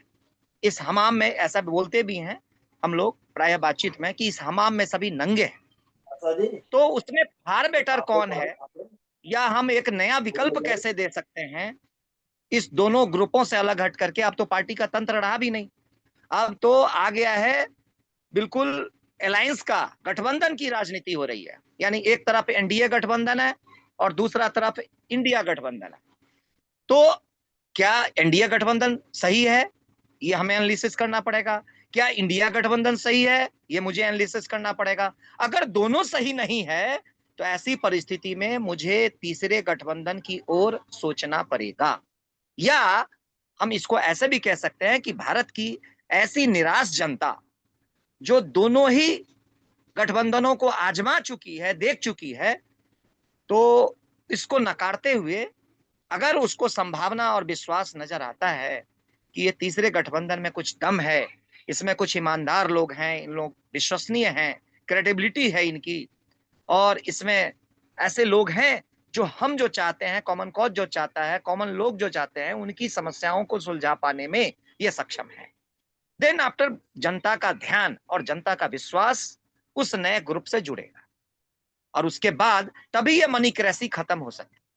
नहीं तो अब तो डेमोक्रेसी है नहीं, डेमोक्रेसी कन्वर्ट हो गया है मनीक्रेसी में, और इस मनीक्रेसी को खत्म करने के लिए इसका नेक्सस इतना मजबूत है कि इसको सबसे पहले आपको जब तक समझेंगे नहीं, उसका तोड़ क्या है, उसका वीपन क्या है, जब तक वो वीपन आप नहीं बनाएंगे तब तक ये तो युद्ध चलेगा।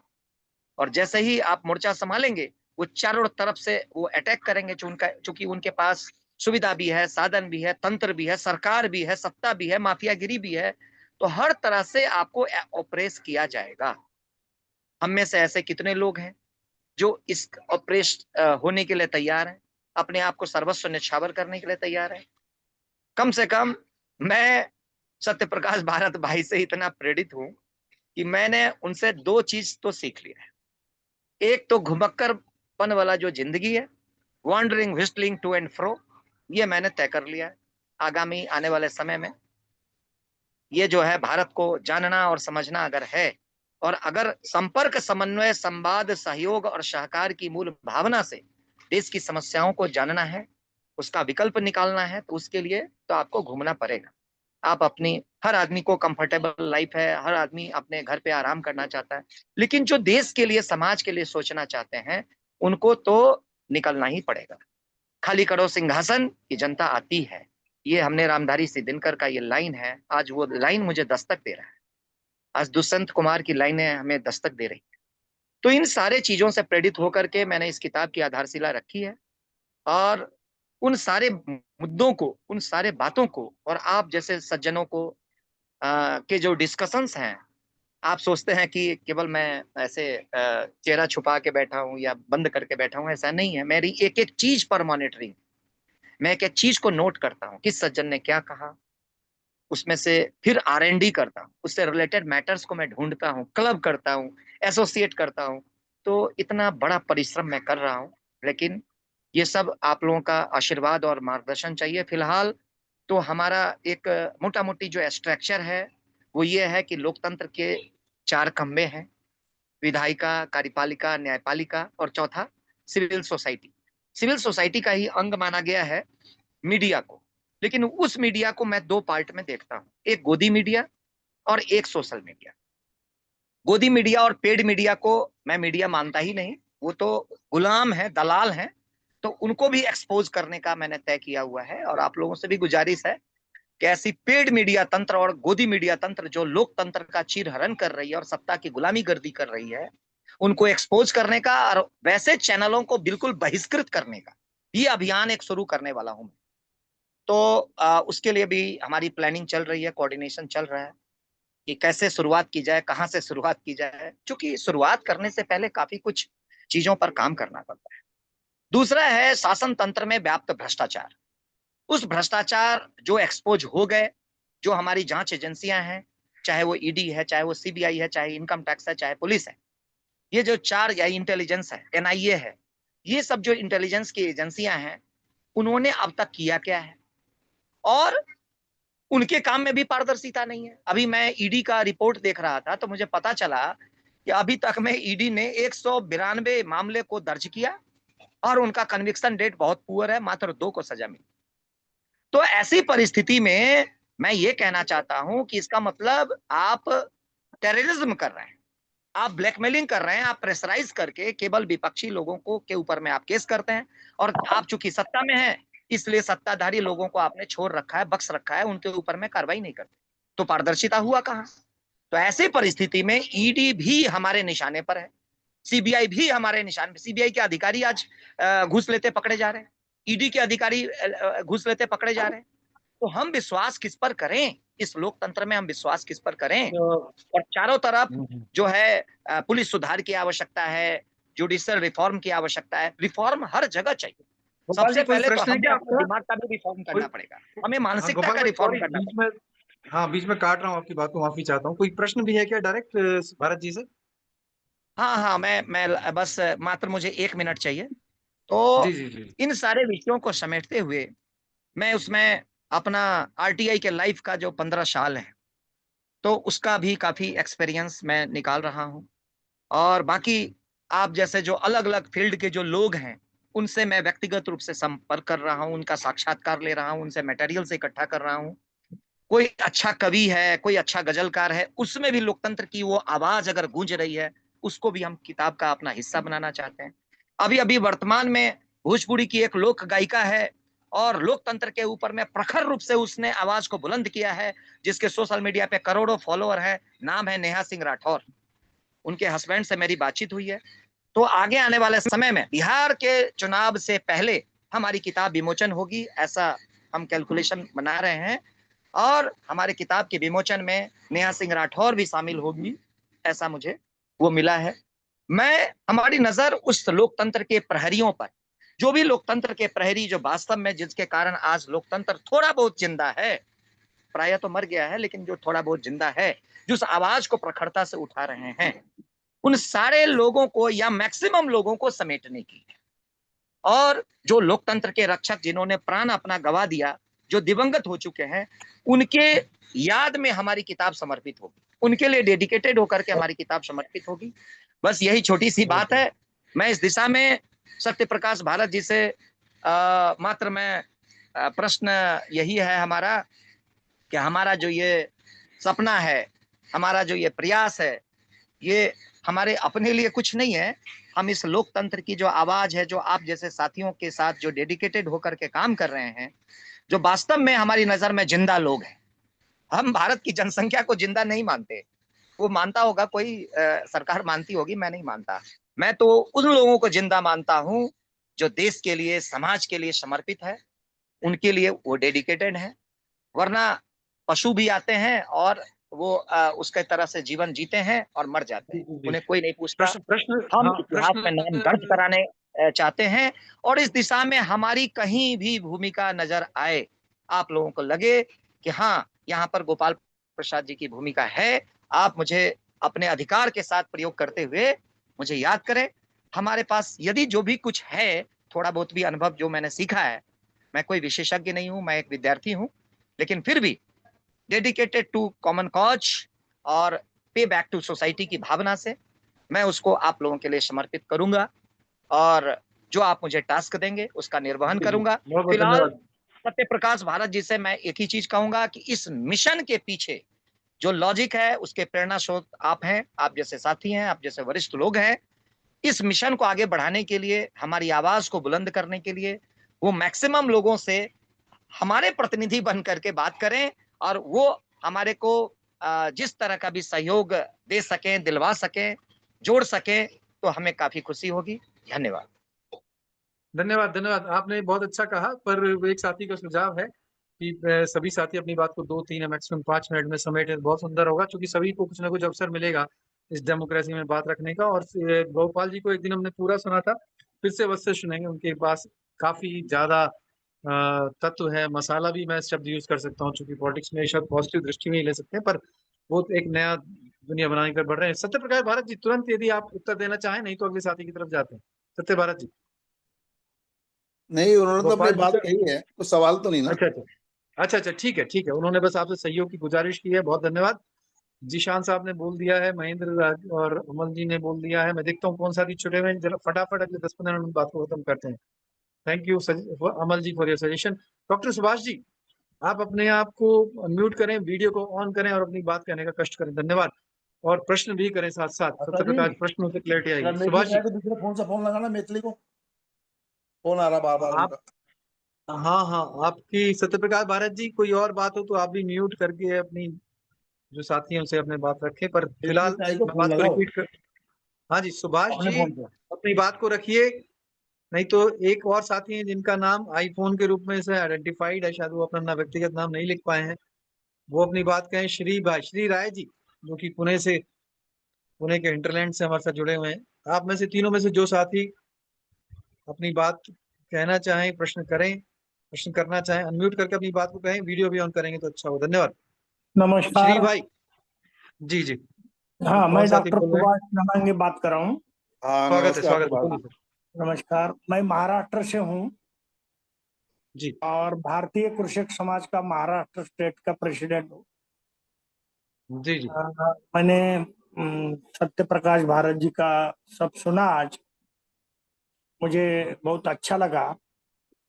और भारत देश में जल्दी से जल्दी एक काम चालू हो रहा है, हुआ है, होने वाला है, इसमें कोई सवाल ही नहीं।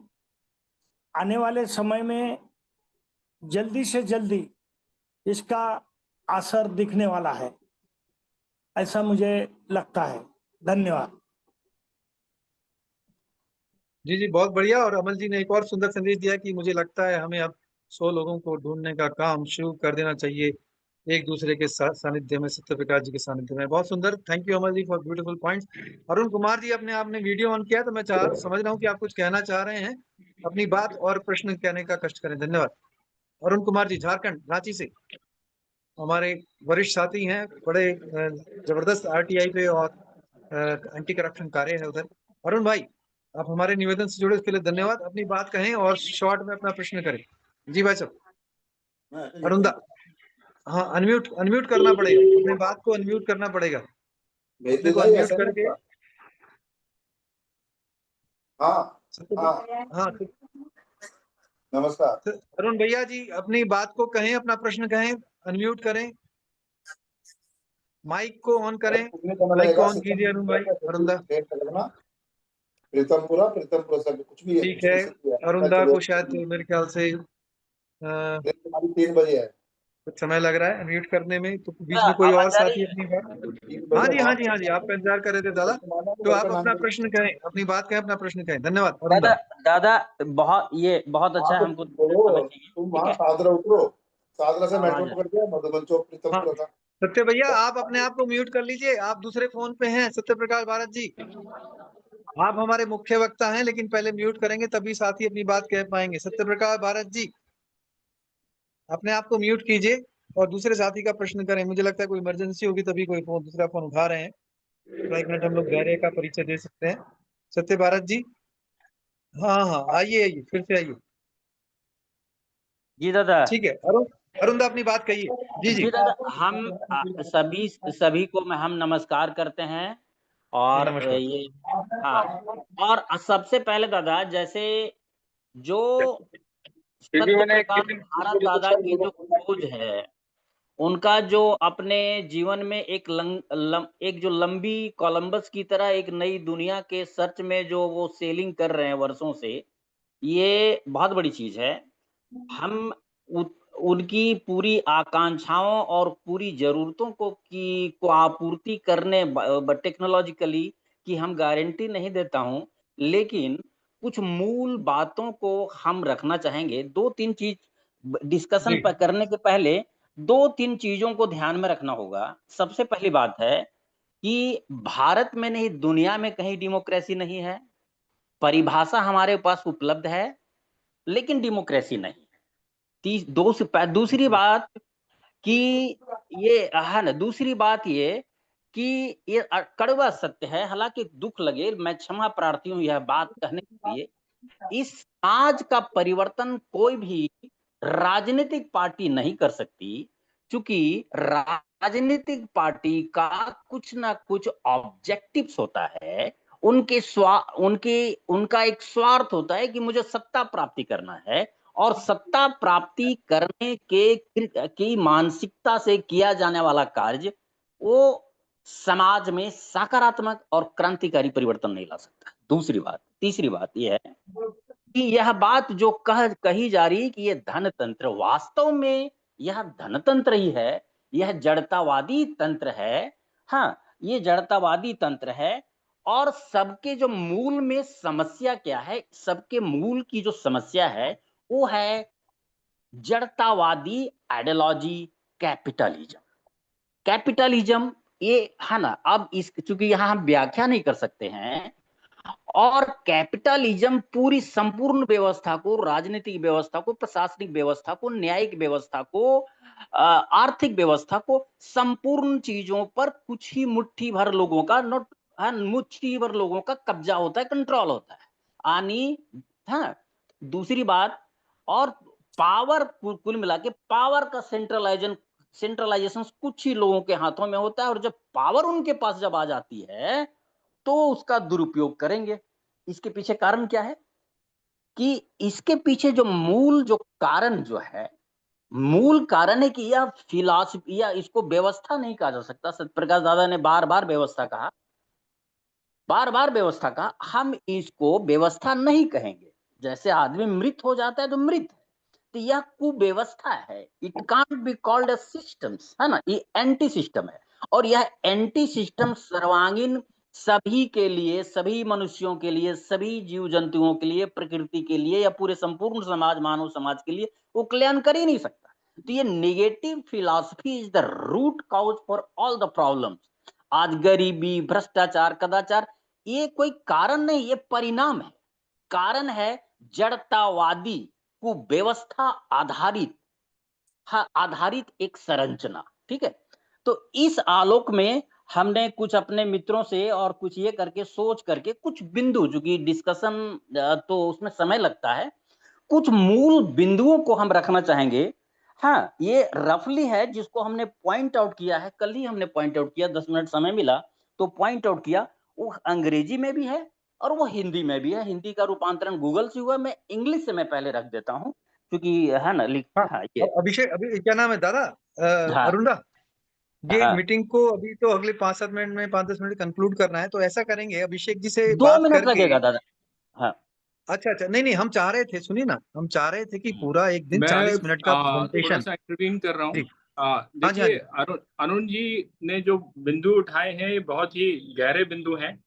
इन पे जी मैं चाहूंगा अरुण जी, आप मंडे को आ, या फिर कल भी कल, वैसे कल हमारा हो चुका है, मंडे को आप इस पर पूरा एक एक सेशन ले सकते हैं, क्योंकि ये विषय बहुत महत्वपूर्ण है।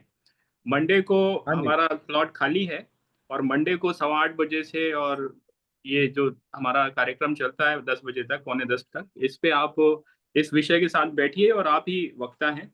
आज के बस प्रश्न पूछ लीजिए, और उसको खत्म करते हैं। मंडे के लिए नहीं मैं, दादा, अगर आप सहमत हैं तो मैं बुक कर रहा हूँ। हाँ ठीक है ठीक है। मैं ये चाह रहा हूँ कि थोड़ा विस्तार में अरुण जी को सोमवार को, कल यदि संभव नहीं है तो सोमवार को अवश्य सुना जाए। तो करीब 40 मिनट के पास में अरुण भैया आपके पास में पूरा टाइम रहेगा, डिटेल में सुनेंगे और प्रश्न उत्तर करेंगे। कैसा रहेगा अरुण दा, बताइए। दादा ये पहली बात है, इसको हम मुश्किल से 5 से 10, ना हार्डली कह लीजिए, अभी कह लीजिए, या अभी मैक्सिमम अभी 10 कह मिनट में लीजिए, कंक्लूड कर। अभी कह लीजिए, और फिर आप सोमवार को समय अवश्य दे दीजिएगा यदि हाँ, कहीं और रुकना है। क्वेश्चन, ठीक हाँ है, दादा एक सेकंड, हाँ दादा प्लीज, हाँ चलिए क्वेश्चन 5 और मिनट अभिषेक आंसर, एक सेकंड जी। दादा, क्वेश्चन और आंसर आगे अलग सेशन रखेंगे, लेकिन जो जी फंडामेंटल सेंट्रल इशू है उसको फोकस कर रहे हैं कि आप जो जो ये सत्य प्रकाश दादाजी का है, मैं देखता हूँ कि शोध क्या है। तो क्या है कि जब तक हम मेंटल स्टैंडर्ड को, मेंटालिटी जिसको मूल मानवता की जीवन क्या है, क्यों क्या करना नहीं करना है, मानवता क्या है, मानवता आज तक डिफाइन नहीं है।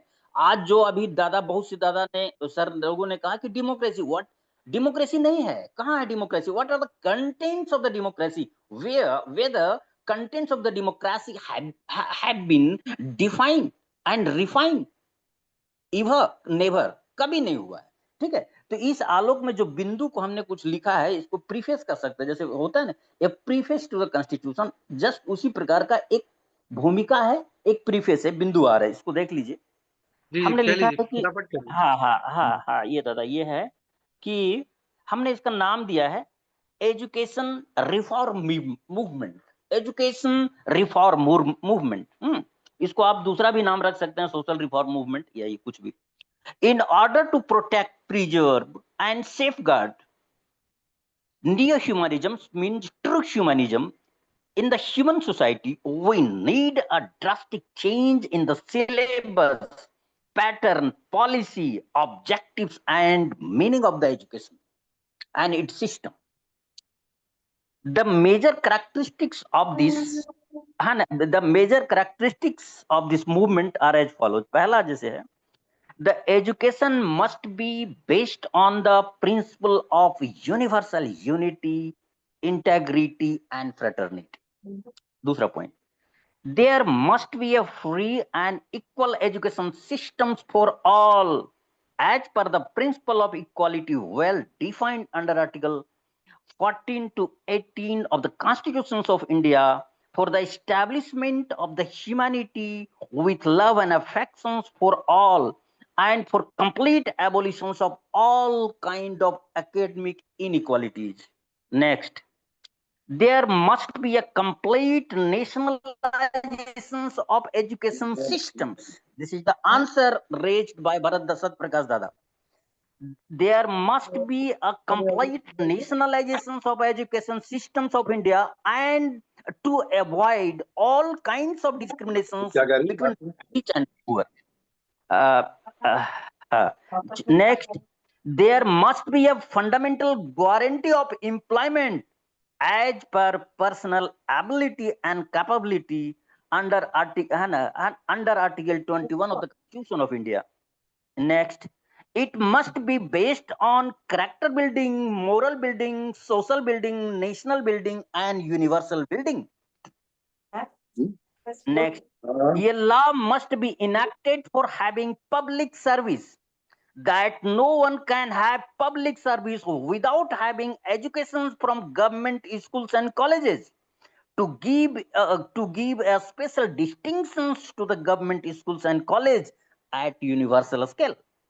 Next, and independent board of educations at national level must be formed of competent educationists and scholars to regulate, control, and promote it completely free from political interference. Next, a skill and interest-based education systems must be introduced from very beginning to lead a life with honor, respect, dignity, and enlightenment. Next, there must be a drastic change in syllabus, pattern, and education policy to convert materialistic bent of mind into humanistic bent of mind for welfare and all-round development of all. Next, in order to promote and launch these education systems, we need complete nationalizations of health service to provide free and equal health services to all on time on equal footings as per the fundamental rights of equality mentioned under Article 14 to 18 of the Constitution of India. Next, furthermore, complete industrialization. This is related to economy, how to deal with unemployment and Furthermore, complete industrializations of agriculture is required to revolutionize the productions and productivity, employment and job several times greater than the present, and decentralizations of economy completely. Next, to inculcate the spirit of service, sacrifice, and research under bracket meditations on the entire or to the entire creations in the children from very beginning. इसका brief में 1 minute लगेगा. हिंदी अनुवाद में जो बिंदु है उसका sir rough ये गूगल से अनुवाद है ताकि लोगों को समझने में दिक्कत ना हो. बिंदु अरुण जी, मैं आपसे आग्रह करूंगा ये जो ड्राफ्ट है ये ग्रुप में डालिए. अभी जो चैट बॉक्स में लिंक शेयर किया गया है और अभी हमारे कई सारे साथी हैं जिनके अभी प्रश्न बाकी हैं. विषय से विषयांतर हो जाएगा. आपको मंडे को हम आग्रह करते हैं इस पे पूरे 1 घंटे 50 मिनट 1 घंटे 40 मिनट हम लोग बात करेंगे, क्योंकि ये विषय जो है ना ये थोड़ा सा बदल जाएगा पूरा. ये वो नहीं है प्रश्न का ये सेशन है जो उन्होंने वक्तव्य दिया है उस पे प्रश्न करने थे। ये एक सॉल्यूशन मॉडल पे आप ले आए। हाँ, मैं हम थोड़ा सॉल्यूशन क्षमा मॉडल पे। चाहूंगा, ये मुझे मॉडरेट करना पड़ रहा है। ये नहीं जो नहीं है ठीक है ठीक अभी है। और साथी धन्यवाद। हैं उनको थोड़ा समय दिया जाए, प्रश्न नहीं लोगों नहीं के नहीं बचे हुए हैं उनको नहीं नहीं लेने का है। हम और इसको ये क्लोज ड्राफ्ट कर। आप शेयर कर दीजिए, मंडे को हम लोग इसको कर लेंगे।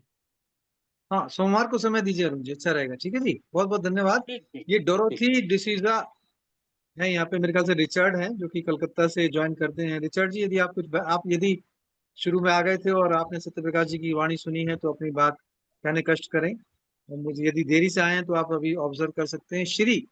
श्री भाई पुणे से, श्री राय जी कृपया अपनी बात कहें और प्रश्न पूछें।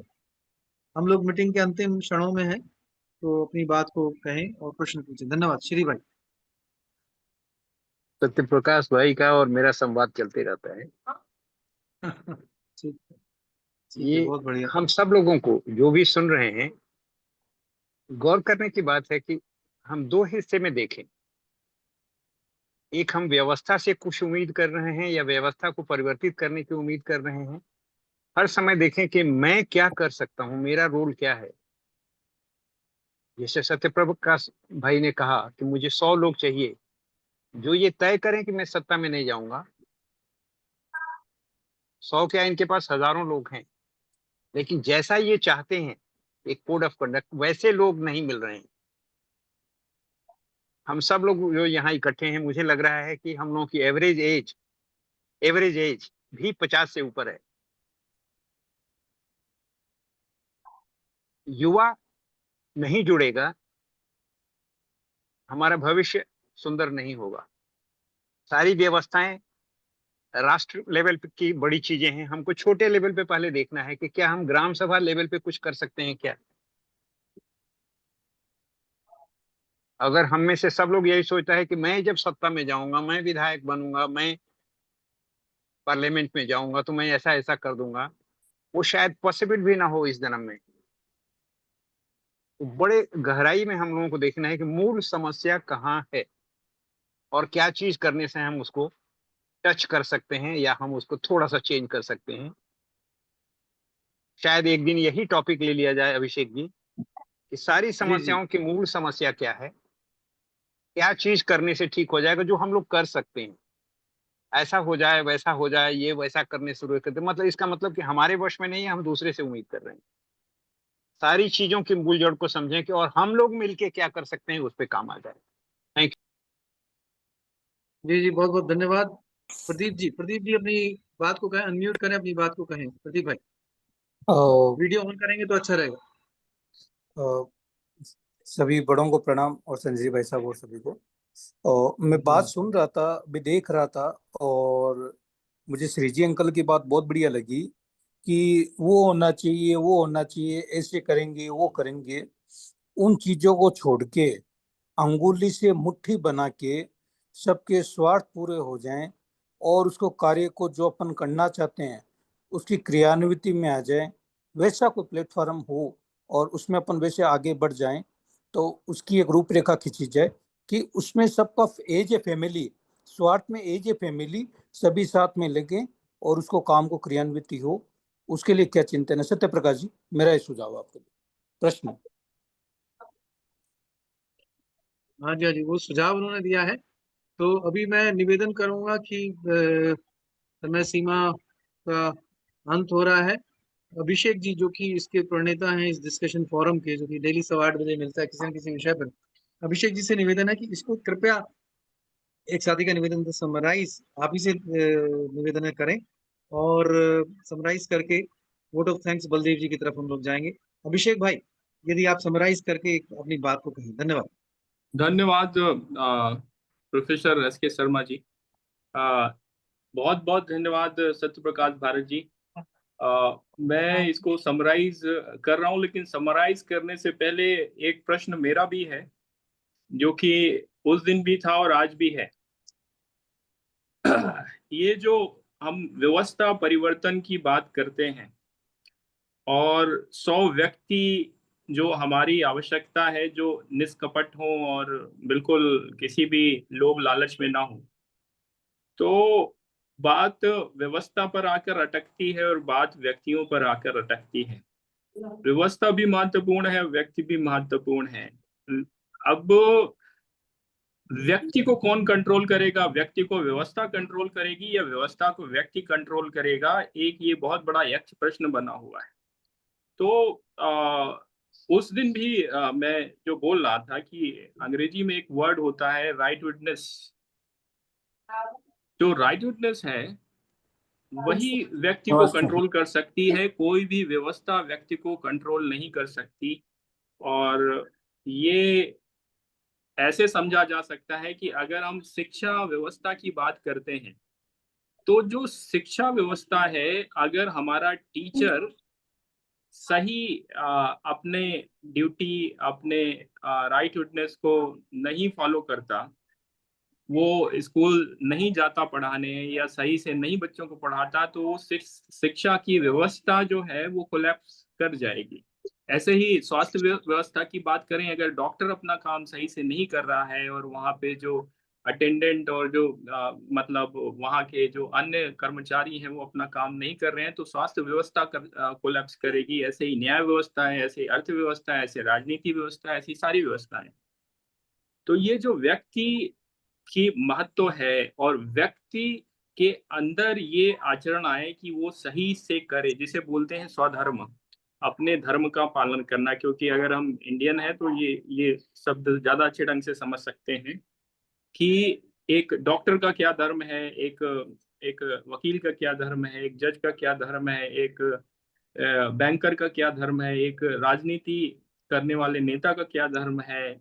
सबके क्या राइट विटनेस है, क्या ड्यूटीज है। अगर उसको नहीं फॉलो कर रहा है तो चीजें, व्यवस्था कोलैप्स कर जाएगी और उस व्यवस्था से अच्छे व्यक्ति नहीं निकलेंगे और चीजें जो है समाज में अवस्था रहेगी। तो ये जो एक पजल है, ये जो एक चक्र व्यू या चक्र है, इसको किस तरह से देखते हैं सत्य प्रकाश जी? मेरा प्रश्न है, क्योंकि सत्य प्रकाश जी। एक अभिषेक जी, एक साथी हैं, उनको जो आईफोन के नाम से है, उनको थोड़ा म्यूट कर दीजिए प्लीज। जी हो आवाज गए, एक्स्ट्रा है हो गए। जी। हाँ सत्य जी प्रकाश जी। जी अभिषेक जी, ऐसा है अभिषेक जी, आदमी को एक्चुअल में एक सोच कंट्रोल करती है। जैसे अभी एक सोच चल रही है कि कर लो दुनिया मुट्ठी में, मेरे सुख में सबका सुख। एक सोच चल रही है कि जिसके पास जितने अधिक संसाधन होंगे उतना वो सुखी आदमी होगा, उतना वो बड़ा आदमी होगा। एक समय सोच थी कि जो जितना त्याग करता है वो उतना बड़ा आदमी है, उतना महान आदमी है। जो दूसरों के लिए जीतता है ना, वो उतना महान आदमी है। तो ये सोच जो है ना, ये समाज को गढ़ती है, ये व्यवस्थाओं को उसी तरह व्यवस्था को बनाती है। आज जो सोच है वो बना रही है कि जो जितना भोग सके, जो जितना दूसरों को बेवकूफ बना सके, जो झूठ बोल सके, है ना, जो जैसे मर्जी कुछ भी कर ले, वो ग्रेट आदमी है ना। तो ये सोच आदमी कंट्रोल करती है। तो सोच हमें किस प्रकार की देनी, सोच से ही व्यवस्था बनेगी, है ना। आप किस प्रकार की व्यवस्था बनाएंगे उसके पीछे सोच ही है ना। और सोच में ही आज गड़बड़ आ गया, सोच में विकृति आ गई, तो फिर क्या करेंगे, कोई भी आओ। अब शिक्षा व्यवस्था में क्या है, शिक्षा व्यवस्था, इस शिक्षा व्यवस्था में जो पढ़ा लिखा आदमी है, मैं कम से कम, मैंने पिछले दिनों एक मेडिकल कॉलेज में मीटिंग ली तेलंगाना में। तो मैंने बच्चों से पूछा कि भाई आप क्यों डॉक्टर बनना चाहते हो? क्या ये सेवा करने के लिए, कि बड़े होकर सेवा करेंगे? मेडिकल कॉलेज था, गवर्नमेंट मेडिकल कॉलेज, बच्चे मतलब अपनी मेहनत से आए थे। तो उसने कहा हाँ। तो मैंने कहा कि जो बन चुके डॉक्टर है वो क्या कर रहे? बच्चे हंस पड़े एकदम चुपचाप। तो फिर मेरा उनसे 2.5 घंटे बातचीत हुई। मगर भावना आपकी यह है कि हम डॉक्टर बन के समाज की सेवा करेंगे, आम आदमी की सेवा करेंगे, है ना, पर कर नहीं पाते हम। क्यों? इस कारण समझोगे नहीं समझोगे, है ना। ये जो बातचीत हुई इनसे, वो बड़ी महत्वपूर्ण बातचीत हुई। और उन बच्चों से मेरा अभी भी संवाद, और प्रिंसिपल से मेरा भी संवाद बना हुआ है। तो ये सोच अगर क्लियर नहीं है आपकी, तो आप कह कुछ रहे हो, बता कुछ रहे हो और जी कुछ रहे हो, है ना। तो सोच क्लियर होना बहुत जरूरी है, ऐसा मुझे लगता है। और जब सोच के लिए लोगे तो दुनिया की कोई ताकत तुमको रास्ते से भटका नहीं सकती। तुम अकेले भी खड़े होंगे तो जब भी खड़े होंगे, जो करोड़ों लोग होंगे जब भी खड़े होंगे। तो मैत्री नेतृत्व के पास एक समझ, एक सोच होनी चाहिए कि किस तरह का हमको जीवन बनाना है, किस तरह का समाज बनाना है, किस तरह की दुनिया बनानी है। बस मेरा सवाल इतना ही है। बहुत बहुत धन्यवाद। बिल्कुल सही जगह पर आपने वो किया है। जिसे आप सोच कह रहे हैं उसी को कुछ लोग दर्शन भी बोलते हैं, जीवन दर्शन, और कुछ लोग बिल्कुल। उसको फिलॉसफी बोलते हैं, जीवन की फिलॉसफी। बिल्कुल। शब्द बदल जाते हैं। तो ये राजनीतिक फिलॉसफी भी होती है, ये आर्थिक फिलॉसफी भी होती है, ये सामाजिक फिलॉसफी भी होती है, ये रिलीजियस फिलॉसफी भी होती है। और आज पूरी दुनिया को इन्हीं कई हजार फिलॉसफियों ने जकड़ रखा है। इनमें से कुछ ऐसी हैं जो समग्र विकास और समग्र प्रकृति केंद्रित व्यवस्था को चलाने में मदद करती हैं, और बाकी सभी सोच या फिलॉसफी या दर्शन ऐसे हैं जो कर लो दुनिया मुट्ठी में वाले हैं। तो ऐसी स्थिति में जो इस तरह की सोच है, इस तरह की फिलॉसफी है, इस तरह के दर्शन है जो लोगों को कर लो दुनिया मुट्ठी में करने की प्रेरणा देते हैं, इन पर जब तक अंकुश नहीं लगाया जाएगा तो न तो तब तक व्यक्ति अच्छा बनेगा और न ही व्यवस्था अच्छी बनेगी, और चीजें ऐसे ही गड्ढम गड्ढ में चलती रहेंगी। बहुत सारे इसमें प्रश्न आए और बहुत सारे हमारे प्रबुद्ध साथी हैं। ये बहुत लंबी चर्चा, और इस पर काम करने और इसके लिए छोटे छोटे मॉडल बनाने की आवश्यकता है। 100 व्यक्तियों की जो खोज थी, ये विवेकानंद की भी खोज थी और ये सुभाष चंद्र बोस की भी खोज थी, वो पूरी नहीं हो पाई, पूरा जीवन उनका निकल गया। तो ये 100 व्यक्तियों की खोज जारी रहनी चाहिए, और साथ ही साथ ये जो सोच है, ये सोच कैसे बदले, इस पर काम किया जाता रहना चाहिए, और इसको बदलने के लिए हमें कुछ सक्सेसफुल मॉडल बनाने पड़ेंगे। उस पर हमें काम करना चाहिए। जितने भी आपने बिंदु उठाए वो बहुत ही महत्वपूर्ण हैं, चाहे वो हिंसा और तनाव की तरफ पूरा विश्व बढ़ता जा रहा हो, चाहे आपसी सामंजस्य का अभाव हो, चाहे वो हमारी शिक्षा व्यवस्था बिल्कुल कोलैप्स कर गई हो और सिर्फ नौकरी पाना ही उसका आधार रह गया हो, या फिर और भी अन्य साथियों ने जो अपने बात रखे, तो वो बिल्कुल सही बात है। आपने बहुत अच्छे ढंग से सभी प्रश्नों का उत्तर दिया और पूरे समस्या को बहुत गहराई से समझाया।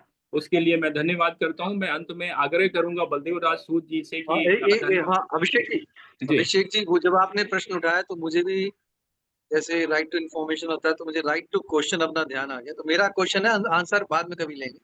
वो जी ये जी है कि टेक्नोलॉजी का जो रोल जो भाई साहब ने छुआ आज, उसको गांधी ने भी छुआ था, और जो 100 लोग की खोज, ठीक है, वो इल्यूसिव ना रह जाए। मतलब जो महान व्यक्तियों का नाम बताया और आप में से महान व्यक्ति भविष्य के बनने वाले हैं, तो ये उनके क्या रास्ते रहेंगे। तो टेक्नोलॉजी पे अंकुश भी आपने एक शब्द यूज किया, अंकुश किस प्रकार का रहे, समाज का नियंत्रण किस प्रकार से रहे। टेक्नोलॉजी अपने आप में बिना अंकुश के समाज पे मतलब टॉपसी टर्वी ना उसको फेंक दे, और इन बातों से कैसे समाज का निर्माण होगा, नहीं समाज का निर्माण होगा, इन सबको हम एक अलग विषय चर्चा करेंगे। इनफैक्ट मैं सोच रहा हूँ आपकी बात से प्रेरित होकर टेक्नोलॉजी के विषय पे एक दिन मैं समाज को कैसे नियंत्रित करती है, कैसे रेगुलेट करती है, अपनी बात आप लोग की अनुमति होगी तो रखूंगा। तो बहुत बहुत धन्यवाद अभिषेक भाई, आपने बिल्कुल। कंक्लूड किया। मंगलवार सत्यप्रकाश मंगलवार जी जी सत्यप्रकाश जी आपने कहा, बलदेव भाई साहब, यस बलदेव राजानंद जी अपनी बात, बलदेव सूद जी सॉरी, अपनी बात कहें और कंक्लूड भी करें फटाफट 2-3 मिनट में, और धन्यवाद ज्ञापन भी आपके सुपुर्द। Thank you for being here. Yes please Baldev ji. सभी साथियों का हार्दिक धन्यवाद। माननीय सत्यप्रकाश भारती जी ने जो पीड़ा व्यक्त की है वो हम सबकी पीड़ा है। और दरअसल समस्या ये है कि जो वर्तमान व्यवस्था है वो कुल व्यवस्था अंग्रेजों के द्वारा लागू की गई है, और उसी व्यवस्था को हमारे लोग भूलते जा रहे हैं। अभी इस व्यवस्था को पूर्ण रूप से बदलने की आवश्यकता है। और सत्यप्रकाश भारती जी ने कहा जो है 100 लोगों की बात ठीक है, परंतु जब तक 100 लोग ना मिले तब तक जितने भी हमारे लोग हैं, अच्छे लोग हैं, समर्पित लोग हैं, चिंतक हैं, देशभक्त हैं, जितने भी हैं ये भी काम करते रहेंगे तो धीरे धीरे बढ़ते जाएंगे लोग। और काम करने की आवश्यकता है। सब लोगों का चिंतन बहुत अच्छा है, और मैं समझता हूँ कि अच्छे ढंग से हम चल रहे हैं और धीरे धीरे बढ़ते जाएंगे और अपनी सोच को समाज पर लगाते जाएंगे। मैं सभी का आभार व्यक्त करता हूँ। इस प्रकार का क्रम लगातार चलना चाहिए। धन्यवाद। हाँ बलदेव भाई साहब, एक मुझे बात ध्यान पड़ गई, क्योंकि जब दिल्ली चुनाव में अपनी भूमिका हम सभी निभा रहे थे, आपने कहा था हिमाचल में अप्रैल के आसपास एक बैठक करना चाहेंगे, तो और कुछ एक और साथियों ने सोलन इत्यादि, आप तो बैद्यनाथ में उन जगह का नाम लिया था, तो क्या जो 100 साथियों की या 50 गिने हुए साथियों की बैठक करने का कई दिन से विचार हो रहा है, हिमाचल में इस तरह की कोई जगह कम कीमत में या बहुत किसी के सहयोग से उपलब्ध हो सकती है, क्योंकि लोग हिमाचल की हाँ तरफ हाँ ही हाँ लोग कर रहे हाँ, थे। नहीं बिल्कुल जी। बिल्कुल हो सकती है। आप बताइए कि डेट निश्चित करिए, तो अच्छा ठीक मतलब है, तो मैं बताइए, हम ऐसा करता करेंगे। हूँ कि जी जी जी, तो अभी यहाँ पे आप धन्यवाद, आपने सबके सामने इसको हाँ कहा है, बहुत प्रोत्साहन बढ़ाया है। मैं आपसे तुरंत अभी संपर्क करता हूँ और मिलकर रास्ता निकालते हैं। सत्यप्रकाश भाई साहब ने भी ये विचार किया था, बल्कि अभिषेक जी भी थे उस बैठक में, कि हम करीब 50 साथी किसी एक जगह में बैठ जाएं। सोलन का नाम आया था और कुल्लू का भी आया था और बैद्यनाथ का तो आपने तो मैं चर्चा करता हूँ, बाकी सभी के सामने जो अब चर्चा का निर्णय होगा लेके आएंगे। बहुत बहुत धन्यवाद सभी साथियों को। जय हिंद। आपने ज्वाइन किया इसके लिए बहुत बहुत बहुत धन्यवाद। बहुत कल फिर धन्यवाद। 8 बजे। जी आप सभी का बहुत बहुत धन्यवाद। कल के कार्यक्रम में हमारे सचिन अवस्थी जी गौ आधारित व्यवस्था पर बात करेंगे, बात रखेंगे। समय वही रहेगा 8:15 बजे। धन्यवाद। बहुत बढ़िया। उसको अभिषेक जी यदि अभी सर्कुलेट करेंगे तो कुछ ग्रुप में मैं रात में ही सर्कुलेट कर देता हूँ, लोगों का प्रोग्राम उस अनुसार बन जाएगा। धन्यवाद। Thank you very Kavita much सुनाऊं एवरीवन। क्या संजय जी भाई कल साहब? ठीक कविता 8:15 सुनाऊं क्या? बजे मिलते हैं। कविता सुनाऊं संजय जी भाई साहब? अच्छा, वो थोड़ा सा समय हो गया था, माफी चाहता हूँ, पर मैं इसीलिए उस पर कमेंट नहीं कर पाया, क्योंकि सभी लोग को आज या थोड़ा सा 15 मिनट हम लोग एक्स्ट्रा जा चुके हैं, तो यदि कल के लिए एक रख लेंगे कविता तो सुना अच्छा दूं रहेगा। विषय पे एक कविता हाँ, थोड़ा विषय पे। समय की कमी है। अभिषेक जी क्या किया जाए, कि किसी अन्य समय सुने? प्रदीप जी आज्ञा ले लो, कविता कहना चाहते हैं, मैं सोच रहा हूँ किसी अन्य समय सुन लेंगे तो अच्छा रहेगा। क्या ख्याल है? पूछ लो। अभिषेक जी अरे शायद मेरे ख्याल सुना ले, लिहाज में कुछ सुना तो सुनाने दीजिए, 5 मिनट और चल जाएंगे। अच्छा अच्छा, चलिए बहुत बहुत धन्यवाद, बलदेव जी ने आज्ञा दे दी है। जी प्रदीप ठीक भाई, ठीक है, ओवर टू ठीक। यू। ओके। जी जी। अ, जीवन की सच्ची पूंजी, जीवन की सच्ची संपत्ति नहीं है हमारा हमारा पद प्रतिष्ठा अथवा नोटों से भरा तिजोरी की कुंजी। यह है हमारे मन तन की तंदुरुस्ती एवं आदर्श चरित्र की पूंजी। किसी ने अंग्रेजी में कहा, क्या सटीक कहा, when wealth is lost nothing is lost, when health is lost something is lost, when character is lost something is lost. सत्य, ईमानदारी, मिलनसारिता, करुणा, कर्तव्य निष्ठा जैसे चारित्रिक गुण हैं जो दिलाते हैं लोगों के दिल से प्रतिष्ठा। इन आधारभूत गुणों से रहित पद प्रतिष्ठा दिखने में लग सकती है चमक की प्रतिष्ठा, पर नहीं होती उसमें लोगों के दिलों से निष्ठा। अतः जीवन का असली धन है लोगों के हृदय से निकला आदर। हमारे जीवन मूल्यों के कारण हमारा सम्मान रखते हैं जो हमारा सर ऊंचा। जुड़े नित्य आत्मा से। भारतीय संस्कृति का दर्शन कहता है जीवन का सार है अपने भीतर की सच्चाई को खोजना। इसके लिए जरूरी है दैनिक कार्यक्रम को उस ओर मोड़ना। आज हर कोई लगा है बाहर की दुनिया को आकर्षक बनाने में। तन से लेकर सदंत आदि सभी भौतिक वस्तुओं को सुंदर से सुंदर सजाने में भूल जाता है आदमी इन सब का कोई मायने नहीं जब तक भीतर की दुनिया है बिखरी पड़ी। सच्ची शांति के राह में मन की अशांति रोड़ा बने है खड़ी। अतः जरूरी है नित्य नियमानुसार कुछ समय ध्यान, प्रार्थना, जप, साधना, इन सब से आत्मा को सशक्त बनाना और नित्य आत्मा से जुड़े रहना। ये बात है। जी जी, बहुत बहुत धन्यवाद, बहुत बहुत धन्यवाद। आपने हमारा उत्साह बढ़ाया अपनी कविता से। साथियों कल मिलते हैं ठीक 8:15 बजे और रक्षा पर सचिन जी अपना ध्यान रखेंगे। उसके बाद thank you very much for joining. नमस्कार, good night, take care, best wishes. ओम रम, ओम रम।